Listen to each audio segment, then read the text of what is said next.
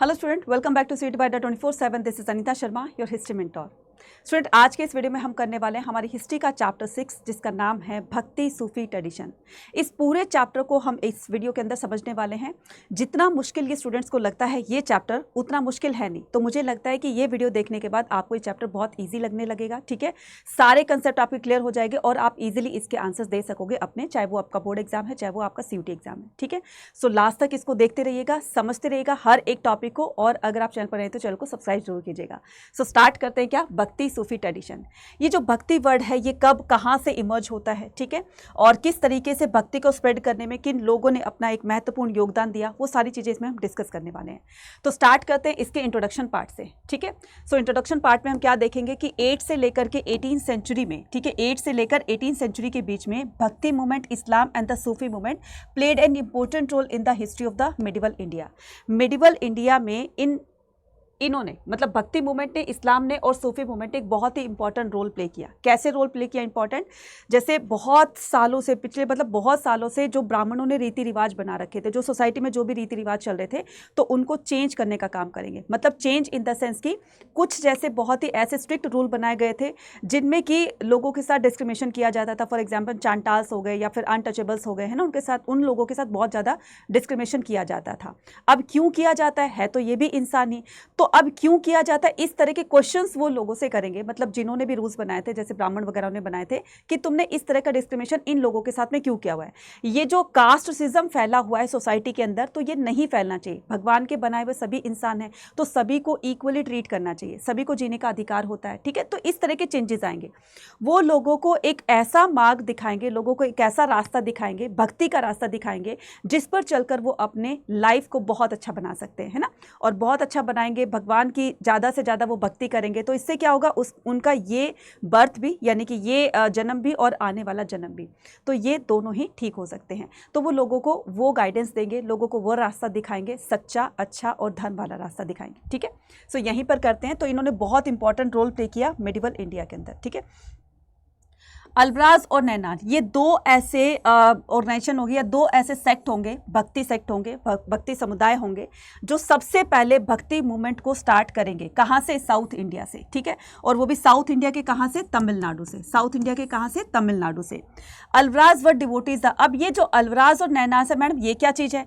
अल्बराज वो होंगे, जैसे हमने क्या देखा कि थिंकर्स, बिलीव्स और बिल्डिंग, जो हमारा हिस्ट्री का चैप्टर 4 है, तो लास्ट टॉपिक पर आते आते हमने ये पूरा, जब हमने चैप्टर को एक्सप्लेन किया था या समझ लिया था कि किस तरीके से रिलीजियस इंस्टीट्यूशंस बनते हैं, स्तूपास बनने लग गए थे, है ना, मोनेस्ट्रीज बनने लग गई थी, टेम्पल का कंस्ट्रक्शन हो चुका था, तो लोग भक्ति तो देखो स्टार्ट कर चुके थे, है ना, लेकिन उसको भक्ति को किस तरीके से हमें स्प्रेड करना है, तो अब ये धीरे धीरे वो इंपॉर्टेंट रोल प्ले करेंगे। ठीक है, सो यहाँ पर देखिए अल्बराज और नैनार, तो मैंने बताया था कि जब थिंकर, बिलीव्स और बिल्डिंग्स हमने प्रीवियस चैप्टर पढ़ा था, हमने चैप्टर 4, उसने बताया था कि हिंदुइज्म भी दो सेक्ट में डिवाइड हो गया था, उसके भी दो ब्रांचेस हो गई थी, एक शैविज्म थी और दूसरी क्या थी? वैष्णविज्म। ठीक है, सो ये जो हिंदू धर्म भी था, ठीक है, ये हिंदुइज्म भी था, ठीक है, इसके भी दो पार्ट बन गए थे। एक क्या था? एक था आपका वैष्णविज्म, ठीक है, एक था आपका वैष्णविज्म और दूसरा क्या था आपका? शैविज्म। ठीक है, इसमें लॉर्ड विष्णु को वर्शिप करते हैं, तो इसमें लॉर्ड शिवा को वर्शिप करते हैं। अब यही इन्हीं में से ही इमर्ज होंगे अल्बराज और नैनार। जो अल्बराज होंगे वो लॉर्ड विष्णु के डिवोटीज होंगे और जो नैनार होंगे लॉर्ड शिवा के डिवोटीज होंगे। ठीक है, उनके भक्त होंगे। तो जो भगवान विष्णु को मानने वाले हैं उन समुदाय को कहा जाएगा अल्बराज। ठीक है, अल्बराज कहा जाएगा। और इसके अलावा जो नैनार समुदाय के लोग होते हैं, जो भगवान शिव को मानते हैं, तो उनको नैनार बोला जाएगा। ठीक है, बात क्लियर हो गई। Both Alvars and Nayanar strongly criticise the social. तो इन्होंने किसको क्रिटिसाइज किया, किसकी निंदा की? Criticise the social and the religious malpractice prevalent in the society. जो भी सोसाइटी के अंदर रीति रिवाज फैले हुए थे कि आपको जो है वो पूजा पाठ करनी चाहिए, हवन यज्ञ कराना चाहिए, है ना, बलि प्रथा मतलब बलि वगैरह देनी चाहिए, तो ये जो इस तरीके से जो बुरी रीति रिवाज फैले हुए थे, तो इनको सुधारने का काम करेंगे कौन? अल्बराज और नैनार। ठीक है, तो इसलिए उनको क्रिटिसाइज करेंगे। नेक्स्ट आता है हमारे पास क्या? Mosaic of the religious beliefs and building. अब यहाँ पर पहले ये देखो कि मोसेक्स क्या होते हैं। ठीक है, एग्जाम्पल देती हूँ पहले आपको। मोसेक्स क्या होते हैं बच्चे? पीसेज होते हैं। जैसे आप टेम्पल में जाते हो, है ना, तो टेम्पल की दीवारों पर मतलब बहुत सारी टाइल्स को ऐड करके, ज्वाइंट करके, और भगवान की एक मूर्ति दिखाई देती है ना। तो अलग अलग जब टाइल्स को जब जोड़ देते हैं उसको, तो भगवान की जो फेस होता है या मूर्ति होती है तो वो हमें विजिबल होने लगती है। सेम इसी तरीके से गॉड तो एक है, ठीक है, लेकिन गॉड को वर्शिप करने के तरीके अलग अलग होंगे, है ना।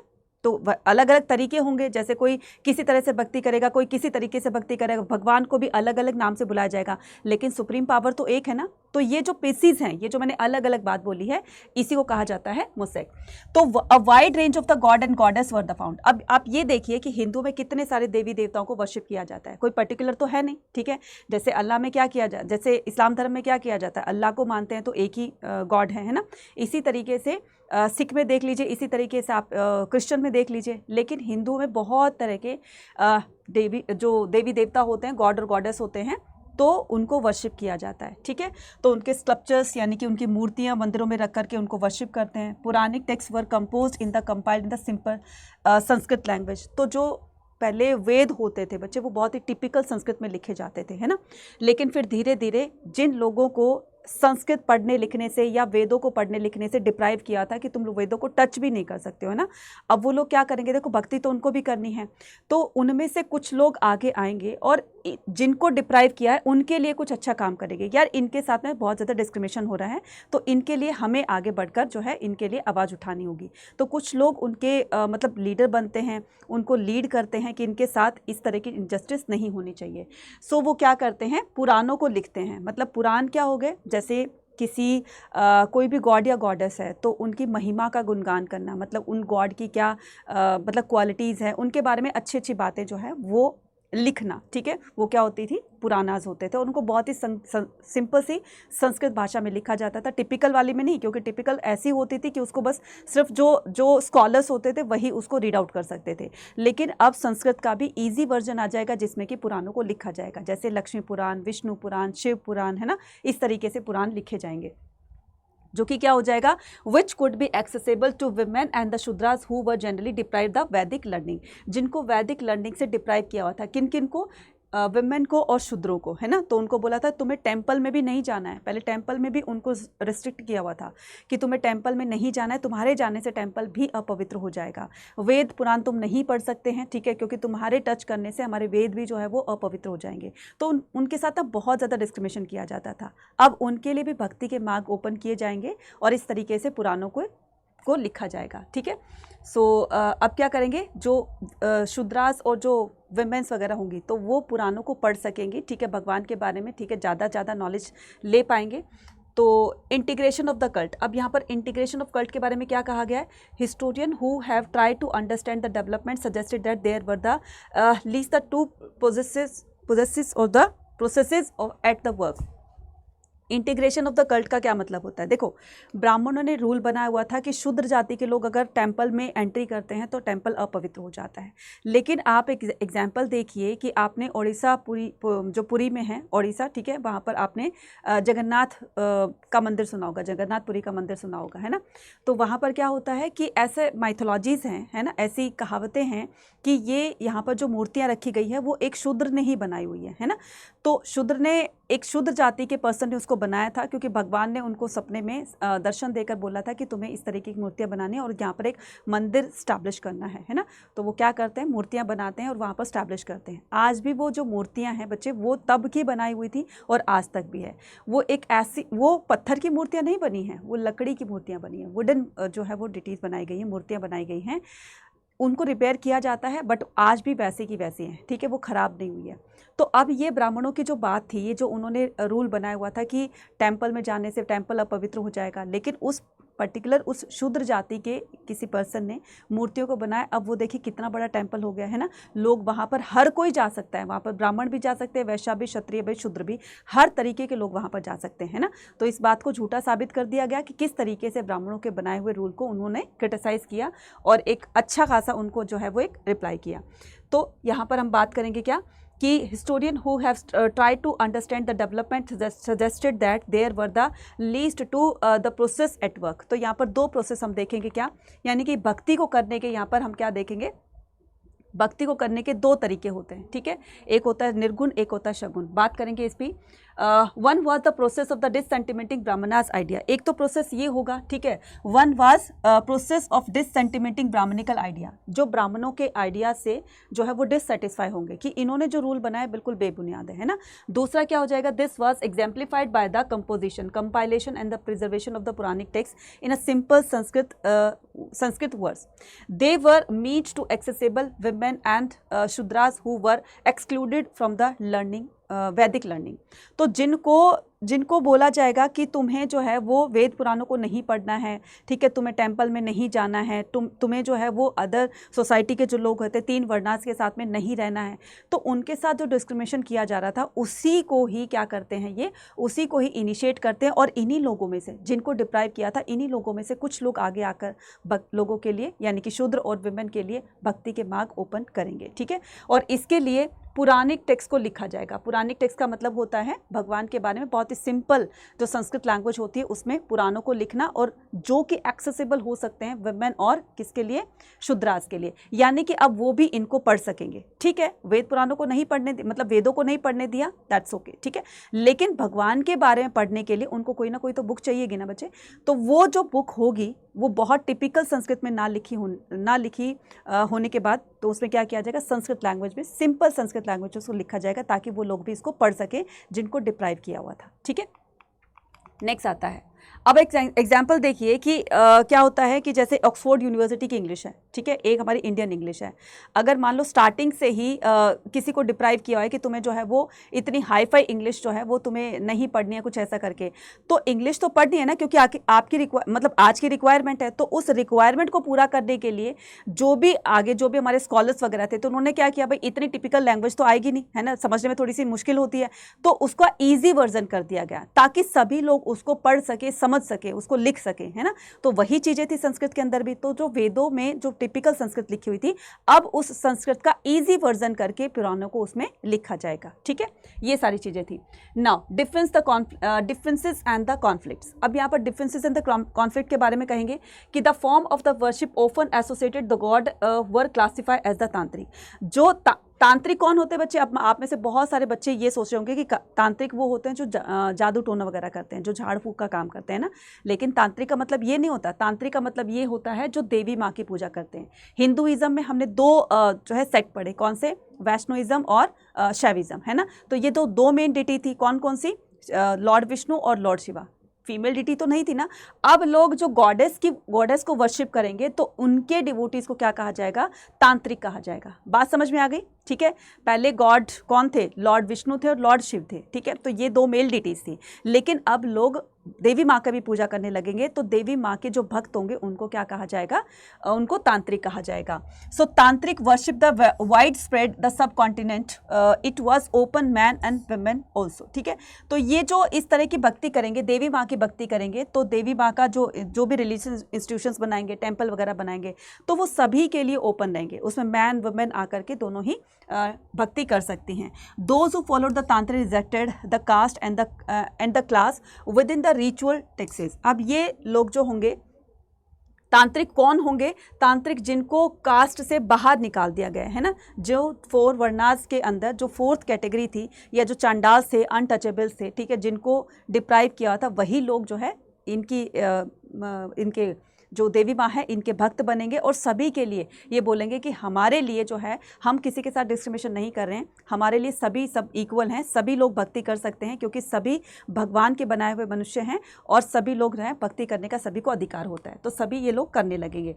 Many of these ideas influence the Shaivism and the बौद्धिज्म। इनमें से बहुत सारे इन्फ्लुएंस होंगे, प्रभावित होंगे, किससे? शैविज्म और बौद्धिज्म से, है ना। तो जैसे बौद्धिज्म में किसी को भी क्या नहीं किया जाता था ना, किसी के साथ भी इनजस्टिस नहीं किया जाता था, सभी लोग जो है वो संघ को ज्वाइन कर सकते थे, है ना, सभी लोग जो है वो बौद्धिज्म को अडॉप्ट कर सकते थे, जिनको भी समझ में आ जाता है बौद्धिज्म के रूल रेगुलेशंस।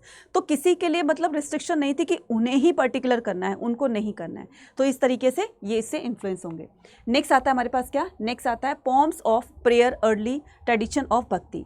अब देखो, भक्ति करने का अपना एक तरीका होता है, ठीक है, कोई बोल करके भक्ति करता है, कोई चुप रह के कोई भक्ति करता है ना, तो ये कैटेगरीज बनेगी शगुन और निर्गुण। ठीक है, सो यहाँ पर historian religious classify the bhakti tradition in the two broad categories. तो टू ब्रॉड कैटेगरी का मतलब होता है, एक शगुन होगा, शगुन को क्या बोलते हैं, विद एट्रीब्यूट, यानी कि मूर्ति पूजा के साथ, मूर्ति बना करके उसमें भगवान को हम थोड़ा सा फील करते हैं कि इस मूर्ति के अंदर भगवान है, फिर हम उसको वर्शिप करते हैं। तो इस तरह की भक्ति वाला जो सिस्टम है वो क्या कहलाता है, शगुन कहलाता है। दूसरा होता है निर्गुण। निर्गुण क्या होता है, उसमें मूर्ति पूजा नहीं की जाती, जस्ट मेडिटेशन किया जाता है ना, और मेडिटेशन करने के बाद भगवान को फील किया जाता है कि भगवान हमारे आसपास ही हैं, तो लोग उस तरह की भी भक्ति करते हैं। ठीक है, सो यहाँ पर देखिए कि विद एट्रीब्यूट और विदाउट एट्रीब्यूट हो गया। ठीक है, Lord Shiva, Vishnu and his अवतार एंड द फॉर्म ऑफ, तो ये जो मूर्ति बना करके पूजा की जाएगी तो ये लॉर्ड शिव भी होंगे, लॉर्ड जो है वो विष्णु भी होंगे, और लॉर्ड विष्णु के या शिव के जो भी अवतार्स वगैरह होंगे तो उनको भी वर्शिप करे जाएंगे। ठीक है, जैसे लॉर्ड विष्णु हैं वो तो मेन डिटीज़ हैं, तो लॉर्ड विष्णु के जो अवतार हैं, भगवान श्री कृष्ण हो गए, भगवान श्री रामचंद्र जी हो गए, तो लोग इनको भी वर्शिप करेंगे मूर्तियाँ बना करके। तो ये कौन सा पार्ट है, ये शगुन भक्ति का पार्ट है। ठीक है, शगुन भक्ति है, और निर्गुण भक्ति में मेडिटेशन किया जाता है, तो ये abstract form of the god होता है। ठीक है, नेक्स्ट हम बात करेंगे Alvars and Nayanars in the Tamil Nadu. During the 6th century some of the bhakti movement were led by the Alvars. तो 6th century की बात है, कुछ भक्ति मूवमेंट जो है इमर्ज होंगे अल्वराज और नैनार के रूप में। So literal meaning that the Alvars those who are immerse in the devotion of the Vishnu. ये जो अल्वराज होंगे वो लॉर्ड विष्णु के डिवोटीज होंगे, और जो नैनार होंगे वो लॉर्ड शिवा के डिवोटीज होंगे। ठीक है, सो ये क्या करेंगे, इनके जो ये भक्त होंगे, यानी कि जो नैनार समुदाय के हैं, जो अल्वराज समुदाय के, इनके जो डिवोटीज होंगे वो प्लेस टू प्लेस जाकर के लोगों को, village to village, place to place जाकर के लोगों को भगवान के बारे में बताएंगे, है ना, भगवान के बारे में भजन कीर्तन वगैरह करेंगे, उनके भगवान की पोम वगैरह सुनाएंगे, लोगों को बहुत अच्छी लगेगी, और धीरे धीरे लोग भक्ति की तरफ जो है वो बढ़ने लगेंगे। नेक्स्ट करते हैं attitude towards the caste. According to the historian Alvars और नैना started the movement protest against the. तो ये क्यों स्टार्ट किया गया, तो according to the historian Alvars and the नैना स्टार्टेड अ मूवमेंट, उन्होंने एक मूवमेंट स्टार्ट किया। किस लिए, क्या था वो movement, to protest against the caste system. Caste system बंद होना चाहिए, तो इसके लिए उन्होंने प्रोटेस्ट करना स्टार्ट किया। And the Brahmanas and attempt to reform the system, और ब्राह्मणों को बोला कि तुमने जो सिस्टम बनाया ना, आप उसको रिफॉर्म कीजिए। या तो कुछ रूल्स आपने ऐसे स्ट्रिक्ट बनाए हुए हैं जो कि बेबुनियाद है, जिनका मतलब कोई वजूद ही नहीं है, जिनके साथ में आप डिस्क्रिमिनेशन कर रहे हो, तो उस तरह के रूल्स नहीं बनाने चाहिए, आप उनको ख़त्म कर दीजिए, उनको मतलब हटा दीजिए। अगर नहीं हटा सकते हो तो उनके लिए भी कुछ अच्छी अच्छी बातें जो है वो ऐड ऑन कीजिए, उनके लिए भी अच्छे रूल्स बनाइए। ठीक है, सो ये करेंगे। So the devotees came from the different social background such as the artisan. अब ये जो डिवोटीज़ बनेंगे, ठीक है, तो ये डिफरेंट बैकग्राउंड से होंगे।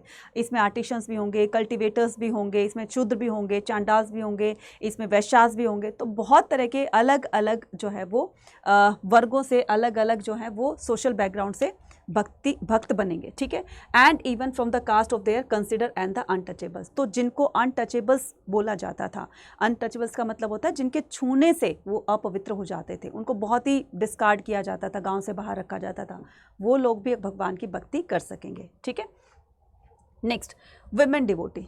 तो ये तो हो गया चलो कि मैन के लिए जो है वो भक्ति के मार्ग ओपन कर दिए हैं। व्हाट अबाउट वुमेन, वुमेन के लिए कौन इनिशिएट करेगा, वुमेन के लिए भी कुछ वुमेन डिवोटीज आएंगी, वुमेन संत आएंगी, जो कि वुमेन के लिए भक्ति का मार्ग जो है वो ओपन करेंगी। सो इसमें one of the striking features of these tradition was presence of the women. For example there was a sant poet called Andal. तो यहाँ पर एक संत पोएट की बात कर रहे हैं, किसका, जिनका नाम था अंडाल। ठीक है, अंडाल अ वुमेन ऑफ अल्वराज। अब ये अंडाल जो थी वो किसकी डिवोटी थी, वो थी लॉर्ड विष्णु की डिवोटी, जिनको अल्वराज कहा जाता था। तो ए से अंडाल, ए से अल्वराज। तो थोड़ी सी ट्रिक से याद कर लेना, अगर क्वेश्चन आए कि अंडाल किसको मानती थी, लॉर्ड विष्णु को मानती थी, उनकी डिवोटी थी, और वो समुदाय से किससे, अल्वराज समुदाय से बिलोंग करती थी। ठीक है, हर कंपोजिशन, उनके बनाए हुए गाए हुए भजन जो है वो आज भी, तब से लेकर आज भी वहाँ के साउथ के टेम्पल्स में सिंग किए जाते हैं। ठीक है, यही सभी से बताया गया है। अनदर वुमेन, एक और वुमेन थी करियक्कल अम्मैयर। ठीक है, जिनका नाम था करियक्कल अम्मैयर। ये लॉर्ड शिवा की डिवोटीज थी। तो इन्होंने अपनी एक्सट्रीम एक्टिविज्म से, मतलब एक कठोर तपस्या करी, भगवान शिव के दर्शन किए, है ना, और वुमेन के लिए भक्ति के मार्ग ओपन किए। उन्होंने कहा कि विमेन को भक्ति करने के लिए अपना घर नहीं छोड़ना है, घर में रहते हुए अपने परिवार को संभालते हुए वो भक्ति कर सकती है ना। तो इस तरह का रास्ता अल्वराज और नैनार्स की जो फीमेल डिवोटीज थी, जिनका नाम था अंडाल और करियक्कल अम्मैयर, इन्होंने विमेन के लिए भक्ति के मार्ग ओपन किए थे। नेक्स्ट आता है हमारे पास क्या, रिलेशन विद द स्टेट। तो रिलेशंस विद द स्टेट चोला। अब देखो भक्ति को ऐसा नहीं था कि साधु संतों ने ही भक्ति को स्प्रेड किया, बच्चे राजा लोग भी भक्ति को स्प्रेड करने के लिए बहुत अच्छे अच्छे काम करते थे, जैसे बड़े बड़े टेम्पल्स कंस्ट्रक्ट करवाए। अब इनमें जो मूर्तियां रखी जाएंगी तो डिवोटीज आएंगे, यहाँ पर वर्शिप करेंगे, है ना, यहाँ पर पूजा पाठ करेंगे, तो ये भी तो एक क्या हो गया, एक रिलीजियस इंस्टीट्यूशन हो गया, जहाँ पर लोग सोशल भी होंगे, एक दूसरे से मिलेंगे भी, और फिर ये रिलीजियस इंस्टीट्यूशन होने की वजह से भक्ति को भी यहाँ पर स्प्रेड किया जाएगा। तो Cholas ruler supported the bhakti tradition and the build temple for the Shivas and the Shiva and Vishnu. तो बड़े बड़े टेम्पल लॉर्ड शिवा पर, लॉर्ड विष्णु पर बनाए जाएंगे। Some of the magnificent temples such as the temples the Chidambaram, Thanjavur and the Gangaikonda Cholapuram were constructed under their patronage. यहाँ से question आता है कि इतने बड़े बड़े टेम्पल जो है वो किन्होंने बनाए, ठीक है, तो आपके पास आएगा चोला, चेरा, पांड्यार प्रतिहारास, गुज्जर प्रतिहारास, तो आंसर क्या आ जाएगा आपका चोलास, ठीक है। Chola rulers build the temple often claim divine support and the proclaim their own power status. हालांकि इन रूलर्स का अपना पर्पस होता था, क्योंकि जितना बड़ा टेम्पल वो कंस्ट्रक्ट करवाएंगे लोग दूर दूर तक उनको याद करेंगे, है ना। कहने का मतलब ये कि भाई इतना बड़ा टेम्पल जो है, इतना सुंदर टेम्पल, इतना बड़ा टेम्पल किसने बनवाया, तो इस राजा ने बनवाया। तो उस राजा की जो पॉपुलैरिटी थी वो दूर दूर तक हो जाती थी, लोग वहाँ पर आते थे उनको टेम्पल्स वगैरह को देखने के लिए, वर्शिप करने के लिए, तो जिससे राजा का भी नाम होता था, और पर्टिकुलर जो उस कंट्री में आने वाले जो बाहर से विजिटर्स वगैरह होते थे तो उनसे भी इकॉनमी पे थोड़ा सा प्रभाव पड़ता था, ठीक है। तो ये इस तरह के टेम्पल्स बनाए जाते थे साउथ में। साउथ जो है वो टेम्पल्स का हब है बच्चे, है ना। तो नेक्स्ट करते हैं क्या, द वीर शैव ट्रेडिशन। अब ये तो बात हम कर रहे थे किसके, तमिलनाडु के अल्वराज और नैनार्स की, है ना। अब हम बात करेंगे साउथ इंडिया के ही कर्नाटक में किस तरह का भक्ति समुदाय इमर्ज हुआ, ठीक है। सो यहाँ पर हम देखेंगे तो यहाँ पर कौन सा भक्ति मूवमेंट स्टार्ट हुआ, तो a new movement emerge in the Karnataka led by the Brahmin named the Basavanna in 12th century, ठीक है। तो कर्नाटक में बसवन्ना ने एक नया जो है भक्ति मूवमेंट स्टार्ट किया। His followers were none as the, तो उनके जो भी फॉलोवर्स बने, है ना, उनके जो भी फॉलोवर्स बने तो उनको क्या कहा जाता था, वीर शैव कहा जाता था। तो पहले हम थोड़ी सी बात कर लेते हैं किसकी, बसवन्ना की। तो बसवन्ना जो है वो 12th सेंचुरी के सबसे महान संत माने जाते हैं, और ये पहले एक ब्राह्मण के रूप में जो कालाचूरी राजा हैं, ठीक है, प्रतिहारास, तो उनके यहाँ पर उनके कोर्ट में काम किया करते थे एज अ एडवाइज़र, ठीक है। फिर उन्होंने ये सारा राजपाट ये जो भी है सब कुछ त्याग करके, और इन्होंने सोचा कि मुझे जो है लोगों के लिए कुछ अच्छे काम करने चाहिए, तो उन्होंने ब्राह्मण होते हुए, हालांकि इनको तो प्रिविलेजेस दी जाती थी, इनको क्या पड़ी थी कि किसी के लिए सरदर्दी लेना, फिर उन्होंने क्या किया, जिन लोगों के साथ में इनजस्टिस हो रहा था तो उनको साथ लेकर के, और ये जो इनजस्टिस जो कर रहे थे उनके खिलाफ आवाज़ उठाई, और किस तरीके से उनको एक भक्ति के मार्ग पर जो है उनको चलने का चांस दिया। तो इनके जो फॉलोवर्स थे, है ना, इनको क्या कहा जाता है, वीर शैव कहा जाता है। वीर शैव का लिटिल मीनिंग होता है हीरोज ऑफ शिवा, ठीक है।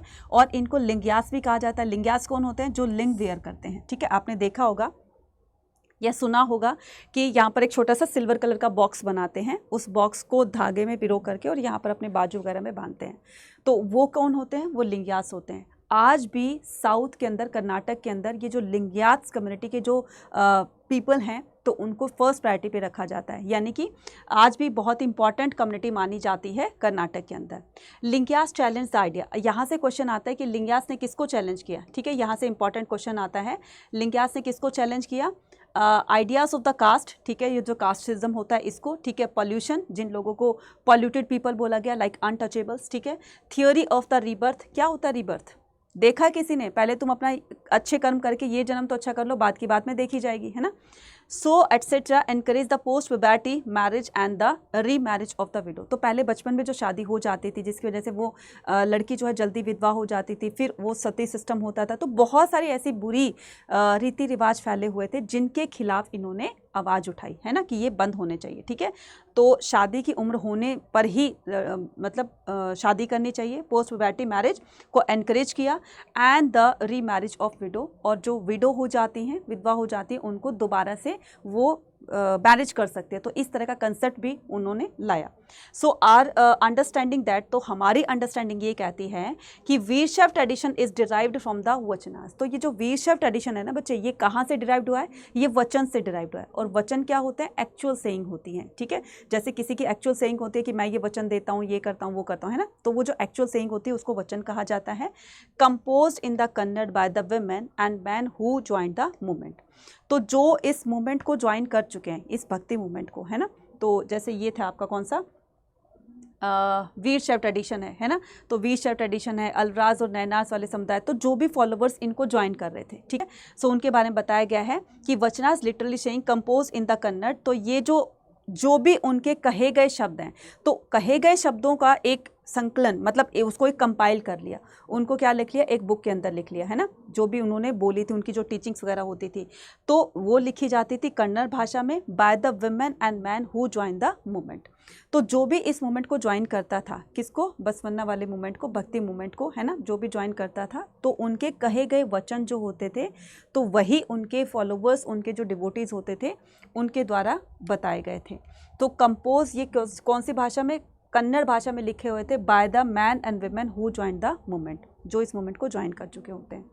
नेक्स्ट आता है हमारे पास क्या, नेक्स्ट आता है religious ferment in the north India. अब हमने बात कर ली तमिलनाडु और कर्नाटक की, अब हम बात करते हैं किसकी, नॉर्थ इंडिया की। तो नॉर्थ इंडिया में बात करेंगे हम किसकी, according to historian north India there was a period when the several Rajput, तो इस टाइम में जब ये इधर साउथ में जो भक्ति मूवमेंट चल रहा था, तो अदर हैंड अगर हम नॉर्थ की बात करें तो नॉर्थ में राजपूतों का रूल चल रहा था, है ना। तो राजपूत क्या करते थे, ब्राह्मणों को बहुत ज़्यादा मानते थे। उन्होंने एक बार कमिटमेंट कर दी, दैट मीन्स कर दी, उन्होंने एक बार बोल दिया कि ऐसे होना चाहिए ब्राह्मणों ने, तो वो करके रहते थे। तो ब्राह्मणों के खिलाफ कोई आवाज़ नहीं उठा सकता था, ठीक है। अगर आवाज़ उठाता तो राजा उनको पनिशमेंट देता, क्योंकि राजा खुद उनकी बात मानता था, है ना।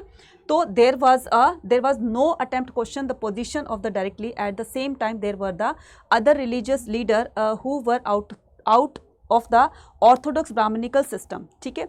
तो यहाँ पर हम देखेंगे कि जिन लोगों को ब्राह्मणों के बनाए हुए रूल समझ नहीं आते थे, तो उन्होंने कहा कि देखो भाई, स्टेट में रहेंगे तो हमें क्या करना पड़ेगा, ब्राह्मणों के बनाए हुए रूल्स को मानना पड़ेगा, ना हम स्टेट्स के अंदर रहेंगे, ना हम रूल मानेंगे, तो हम यहाँ से चले जाते हैं।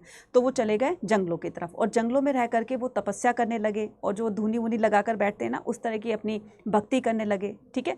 तो इस तरह की, क्योंकि वो वहाँ पर रहेंगे तो उनके रूल्स फॉलो करने पड़ेंगे, तो वो लोग क्या करेंगे, जंगलों की तरफ निकल जाएंगे, वहाँ पर भक्ति करेंगे अपने तरीके से। दीज इंक्लूडिंग द नाथास, जोगीज, सिद्धास, है ना, तो जो सिद्धि प्राप्त कर चुके होंगे ऐसे जो है वो साधु संत बनेंगे, ठीक है। जोगी बन जाएंगे, नाथास बन जाएंगे। नाथास कौन होते हैं, जो धुनी वगैरह लगाते हैं। जोगी क्या होते हैं, जो भगवान का नाम पूरे दिन जो है भगवान का नाम जपते जपते पूरा दिन निकल जाता है, भिक्षा मांगकर जो है मतलब अपना गुजारा करते हैं, ठीक है। और many of these came to be artisanal group such as the weavers who were और वेल ऑर्गेनाइज। तो इसमें काफ़ी सारे ऐसे भी लोग हो गए जो सोसाइटी में ठीक ठाक से रह रहे थे, कोई परेशानी नहीं थी, लेकिन फिर भी ये भक्ति तो करना चाहते थे, तो उनमें इस तरह के लोग भी शामिल हुए, ठीक है। नेक्स्ट क्या आता है हमारे पास, नेक्स्ट आता है new strand in the fabric Islam, ठीक है। अब ये हम क्या करेंगे, आपके नॉर्थ इंडिया के बाद हमने क्या किया, नॉर्थ इंडिया के बाद हम करेंगे new strand in the fabric Islamic tradition, ठीक है। अब हम इस्लाम धर्म पर आ जाते हैं, ठीक है। सो इस्लाम धर्म जो है 13th सेंचुरी तुर्क and the Afghan invade India and establish the Delhi सल्तनत, ठीक है। तो 13th सेंचुरी के अंदर, यानी कि अगर मैं ये बात कहूँ कि दिल्ली सल्तनत कब स्टार्ट हुई थी, 2026 के अंदर, तो इस 1226 के अंदर, तो इस टाइम में जो है 13th सेंचुरी हो गई ना, तो इस टाइम में तुर्क और अफगान बार बार इंडिया पर अटैक कर रहे थे, है ना, और अटैक करके इंडिया के काफ़ी सारे पार्ट्स को अपने अंडर में लिया और वहाँ पर रूल करने लगे, है ना। जैसे ये थे आपके मोहम्मद बिन कासिम थे, है ना, या फिर आपके बहुत सारे अरब्स आए, इब्राहिम लोदी थे, फिर उसके बाद आपके मुगल्स आ जाएंगे, खिलजी आ जाएंगे। मतलब दिल्ली सल्तनत वाला जो पार्ट है वो 13th सेंचुरी में स्टार्ट हो चुका था, जिसमें तुर्क और अफगान जो है वो इंडिया पर बार बार अटैक करके दिल्ली को कब्जा अपने अंडर में ले लेंगे और वहाँ पर रूल करने लग जाएंगे।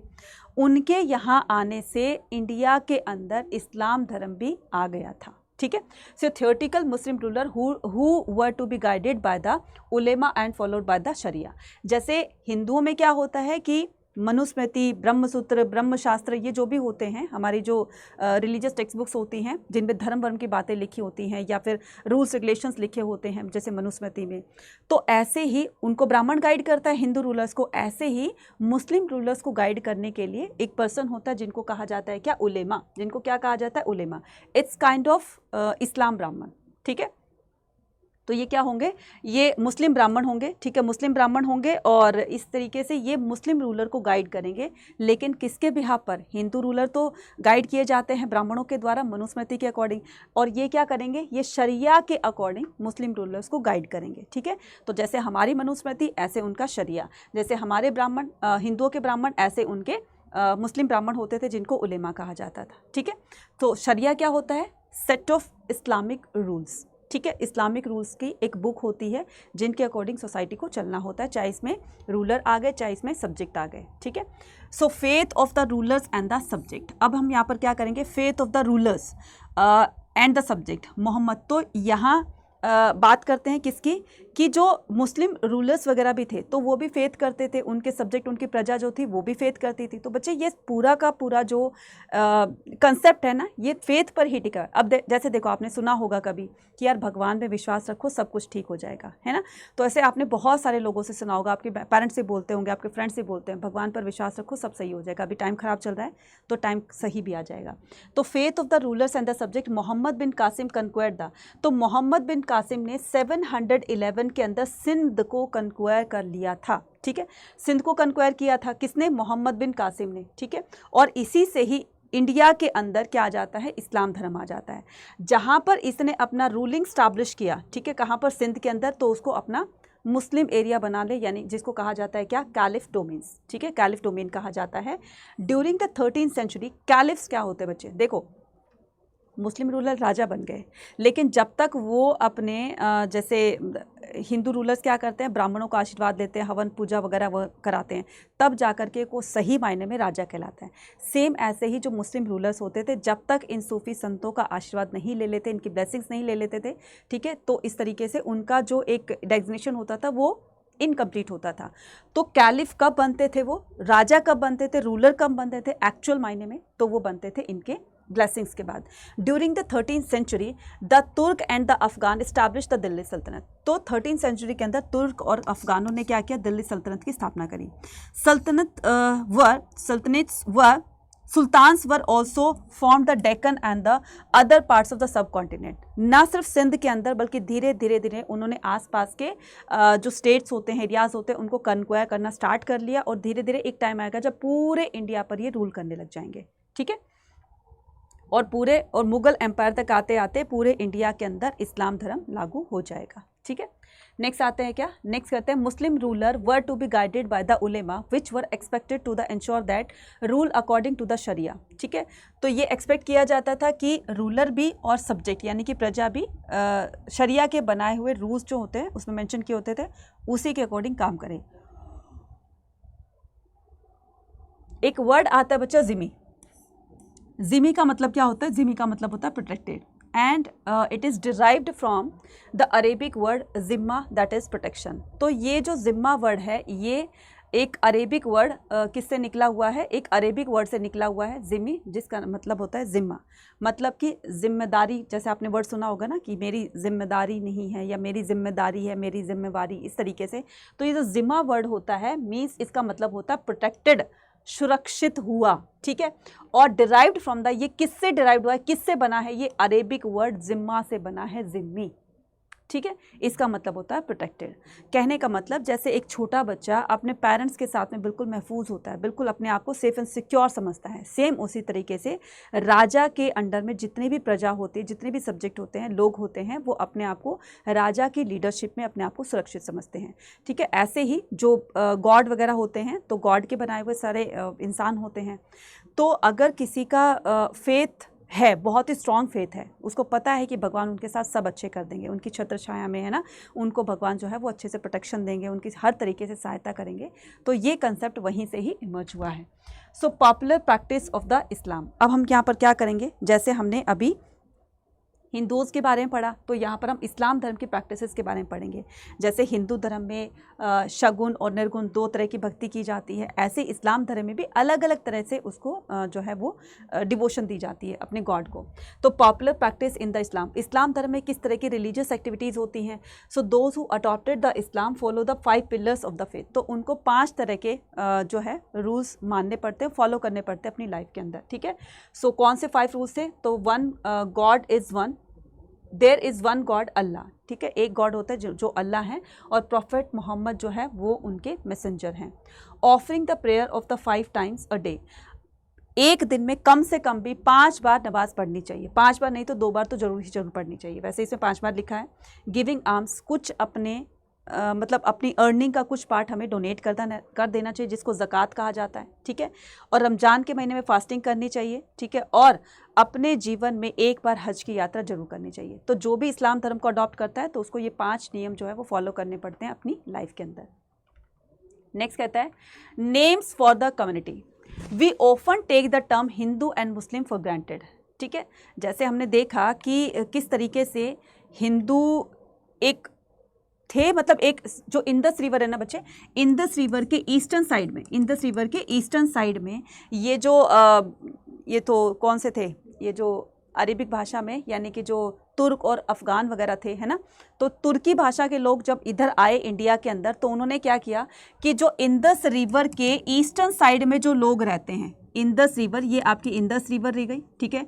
इंदस रिवर के जो ईस्ट साइड में, ईस्टर्न साइड में जो लोग रहते हैं और जिस स्थान पर लोग रहते हैं, तो जिस स्थान पर, जिस एरिया में लोग रहते हैं, जिस लैंड पर लोग रहते हैं, तो उसको बोला गया क्या, उसको बोला गया हिंदुस्तान, ठीक है। उसको क्या बोला गया, हिंदुस्तान। और इसमें रहने वाले लोग जो लैंग्वेज स्पीक करते हैं वो क्या हो गई, वो हो गई हिंदी, ठीक है, वो क्या हो गई, हिंदी। ऐसे इनसे पहले, तुर्क से पहले जो अरब्स आए थे ना बच्चे, उन्होंने क्या किया, उन्होंने कहा कि इंदस रिवर के ईस्टर्न साइड में जो लोग रहते हैं, ठीक है, तो उनको बोला कि उसमें, ठीक है, तो उनको हिंद अल करके कुछ बोला गया था, है ना। और फिर वहाँ के लोग, रहने वाले जो लोग हैं, उनको हिंदूज बोला गया था। फिर बाद में यही 2 वर्ड जो हैं वो उनकी रिलीजियस आइडेंटिटी बन जाती है। तो ये जो हिंदू वर्ड है, हिंदुस्तान में रहने वाले लोगों को हिंदू कहा गया, और यही हिंदू वर्ड जो है वो बाद में रिलीजियस आइडेंटिटी बन जाती है, एक धर्म बन जाता है, और लोगों को इसी धर्म के नाम से जो इस तरफ रहते हैं वो सारे के सारे हिंदू होंगे और इधर रहने वाले सारे मुस्लिम होंगे। इस तरीके से उसको कैटेगराइज कर दिया जाता है, ठीक है। तो अब Hindu and the Muslim for granted as the label for the religious community. अब हिंदू और मुस्लिम, उनको एक रिलीजियस आइडेंटिटी दे दी गई। मैंने अभी बताया ना कि अरब लोगों ने क्या किया, इंदस रिवर के ईस्टर्न साइड में रहने वाले लोगों को हिंद अल कहा गया, ठीक है, और उनको क्या कहा गया, हिंदस कहा गया, ठीक है, हिंदस। तो हिंदस कहा गया, हिंदूस कहा गया। तो ये जो हिंदू वर्ड इमर्ज हुआ, फिर जब तुर्क आए तब तक तो हिंदू वर्ड बन चुका था। तो तुर्कों ने कहा कि ये ईस्टर्न एरिया के जिस साइड में वो रहते हैं, मतलब इंदस रिवर के ईस्टर्न एरिया में जहाँ पर रहते हैं, तो उस एरिया को हिंदुस्तान बोल दिया गया, क्योंकि वहाँ पर हिंदू लोग रहते थे। और यही हिंदू वर्ड जो है बाद में रिलीजियस एक नाम बन जाता है, एक धार्मिक नाम बन जाता है, और इस तरीके से इसको धर्म के नाम से अब जाना जाता है। So historian who have the study Sanskrit text inscription dating between the 8th to 14th century point out that the term Musalman word. तो हमारे हिस्टोरियन ने कहा कि हमने बहुत सारी टेक्स्ट बुक्स को रीड आउट किया है, हमने बहुत सारी मनुस्क्रिप्ट पढ़ी, हमने बहुत सारी मतलब जो बाकी के स्कॉलर थे, चाहे वो इस्लाम धर्म से थे, चाहे वो हिंदू धर्म से थे, कोई भी धर्म थे, है ना। तो उन्होंने कहा कि हमने बहुत सारी ऐसी बुक्स पढ़ी, खास करके हिंदू, ये जो हिस्टोरियन बोलते हैं, हमने उसमें कहीं भी मुसलमान वर्ड कहीं भी हमने नहीं देखा कि यूज़ हुआ है, किसी लोगों के लिए मुसलमान वर्ड यूज़ हुआ है, ठीक है। तो सभी इक्वल थे। तो फिर बाद में इन्हीं लोगों ने तो हिंदू और मुसलमान 2 कैटेगरीज बना दी गई ना। तो देखिए, yet these term did not gain the currency a very long time. तो हालांकि इसको बहुत पहले इसको मुसलमान वर्ड को कोई बोलता भी नहीं था, ना पता था कि क्या होता है ये। So historian who have study the Sanskrit text, जिन हिस्टोरियन ने, इतिहासकारों ने बहुत सारी संस्कृत टेक्स्ट बुक्स को पढ़ा और इंस्क्रिप्शंस को भी पढ़ा, जो कि 8 से 18 सेंचुरी के बीच में वो लिखे हुए थे। उस टाइम भी तो कोई रूलर रूल कर रहे होंगे ना। तो उस टाइम में उन्होंने कहा कि हमें कहीं भी, इतनी सारी टेक्स्ट बुक पढ़ ली, हमें तो कहीं भी ये मुसलमान या मुस्लिम वर्ड कहीं भी हमें दिखाई दिया कि किसी राजा ने उसको यूज़ किया, किसी पोएट ने उसको यूज़ किया, कहीं भी नहीं किया। तो फिर क्यों अब ये बनाए गए हैं, ठीक है। तो ये बाद में ही बनाए गए हैं, पहले नहीं बनाए गए थे, ठीक है। नेक्स्ट आता है ग्रोथ ऑफ द सूफीज़म। अब ये सूफीज़म का ग्रोथ कैसे होता है, ठीक है। अब ये सूफी वर्ड क्या होता है, हम इसको जानेंगे पहले। सूफी वर्ड क्या होता है बच्चे, इसको अलग अलग तरीक़ों से डिफाइन किया गया है, किसको, सूफी को, ठीक है। तो ये जो सूफी वर्ड है ये एक इंग्लिश वर्ड है, ठीक है। सो ये एक सूफ से वर्ड निकला हुआ है। तो सूफ का मतलब होता है क्या, सूफ का मतलब होता है कि जो अनकलर्ड वूल होती है, ठीक है। अनकलर्ड वुल का मतलब जो बिना कलर की हुई वूल होती है, ऊन होती है, तो उसको सूफ कहा गया है। कुछ लोग ये भी बोलते हैं कि जो प्रोफेट मोहम्मद की दरगाह है उसके बाहर जो एक ओपन स्पेस है, ठीक है, जिसको सफ़ा बोला जाता है, ठीक है, सो उसके नाम से ही इसका नाम सूफ़ी रखा जाता है, मतलब सूफ़ रखा जाता है, और सूफ़ से ही सूफ़ी बना है। तो बहुत सारे अलग अलग हिस्टोरियन ने या अलग अलग स्कॉलर्स ने इसको अलग अलग तरीके से डिफ़ाइन किया है, ठीक है।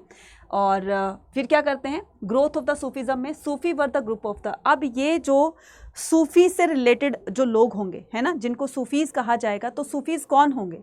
सूफ़ीज़ वो होंगे जो रिलीजियस माइंडेड पीपल होंगे, जैसे हमने अभी थोड़ी देर पहले पढ़ा कि जो साधु, जोगी, नाथाज, है ना, ये साधु संत जो होते हैं हिंदुओं में आपने देखे, ठीक है, इनकी अपनी एक अलग कैटेगरी बन गई। इसी तरीके से अब इस्लाम धर्म में भी एक अलग कैटेगरी बनेगी, वो कैटेगरी बनेगी जो एक धार्मिक विचारों को रखने वाली होगी, है ना, जिनके जो थिंकिंग होगी वो रिलीजियस थिंकिंग होगी। उन लोगों का एक ग्रुप बनेगा जिसको क्या कहा जाएगा? सूफीज़ कहा जाएगा। So Sufis were the group of the religious minded people in Islam. They were critical of the dogmatic definition and the scholastic method of the interpreting the Quran। तो जो कुरान में लिखी हुई बातें हैं, ठीक है, उनको मानते हुए उन्होंने लोगों को अपनी बातों से उसमें ऐड करके, अपने एक्सपीरियंसेस को ऐड करके लोगों को बताया। जैसे कि हिंदुओं में वेद पुराण लिखे हुए थे, वेद लिखे हुए थे, है ना। अब वेदों में जो कुछ लिखा है वो ठीक है।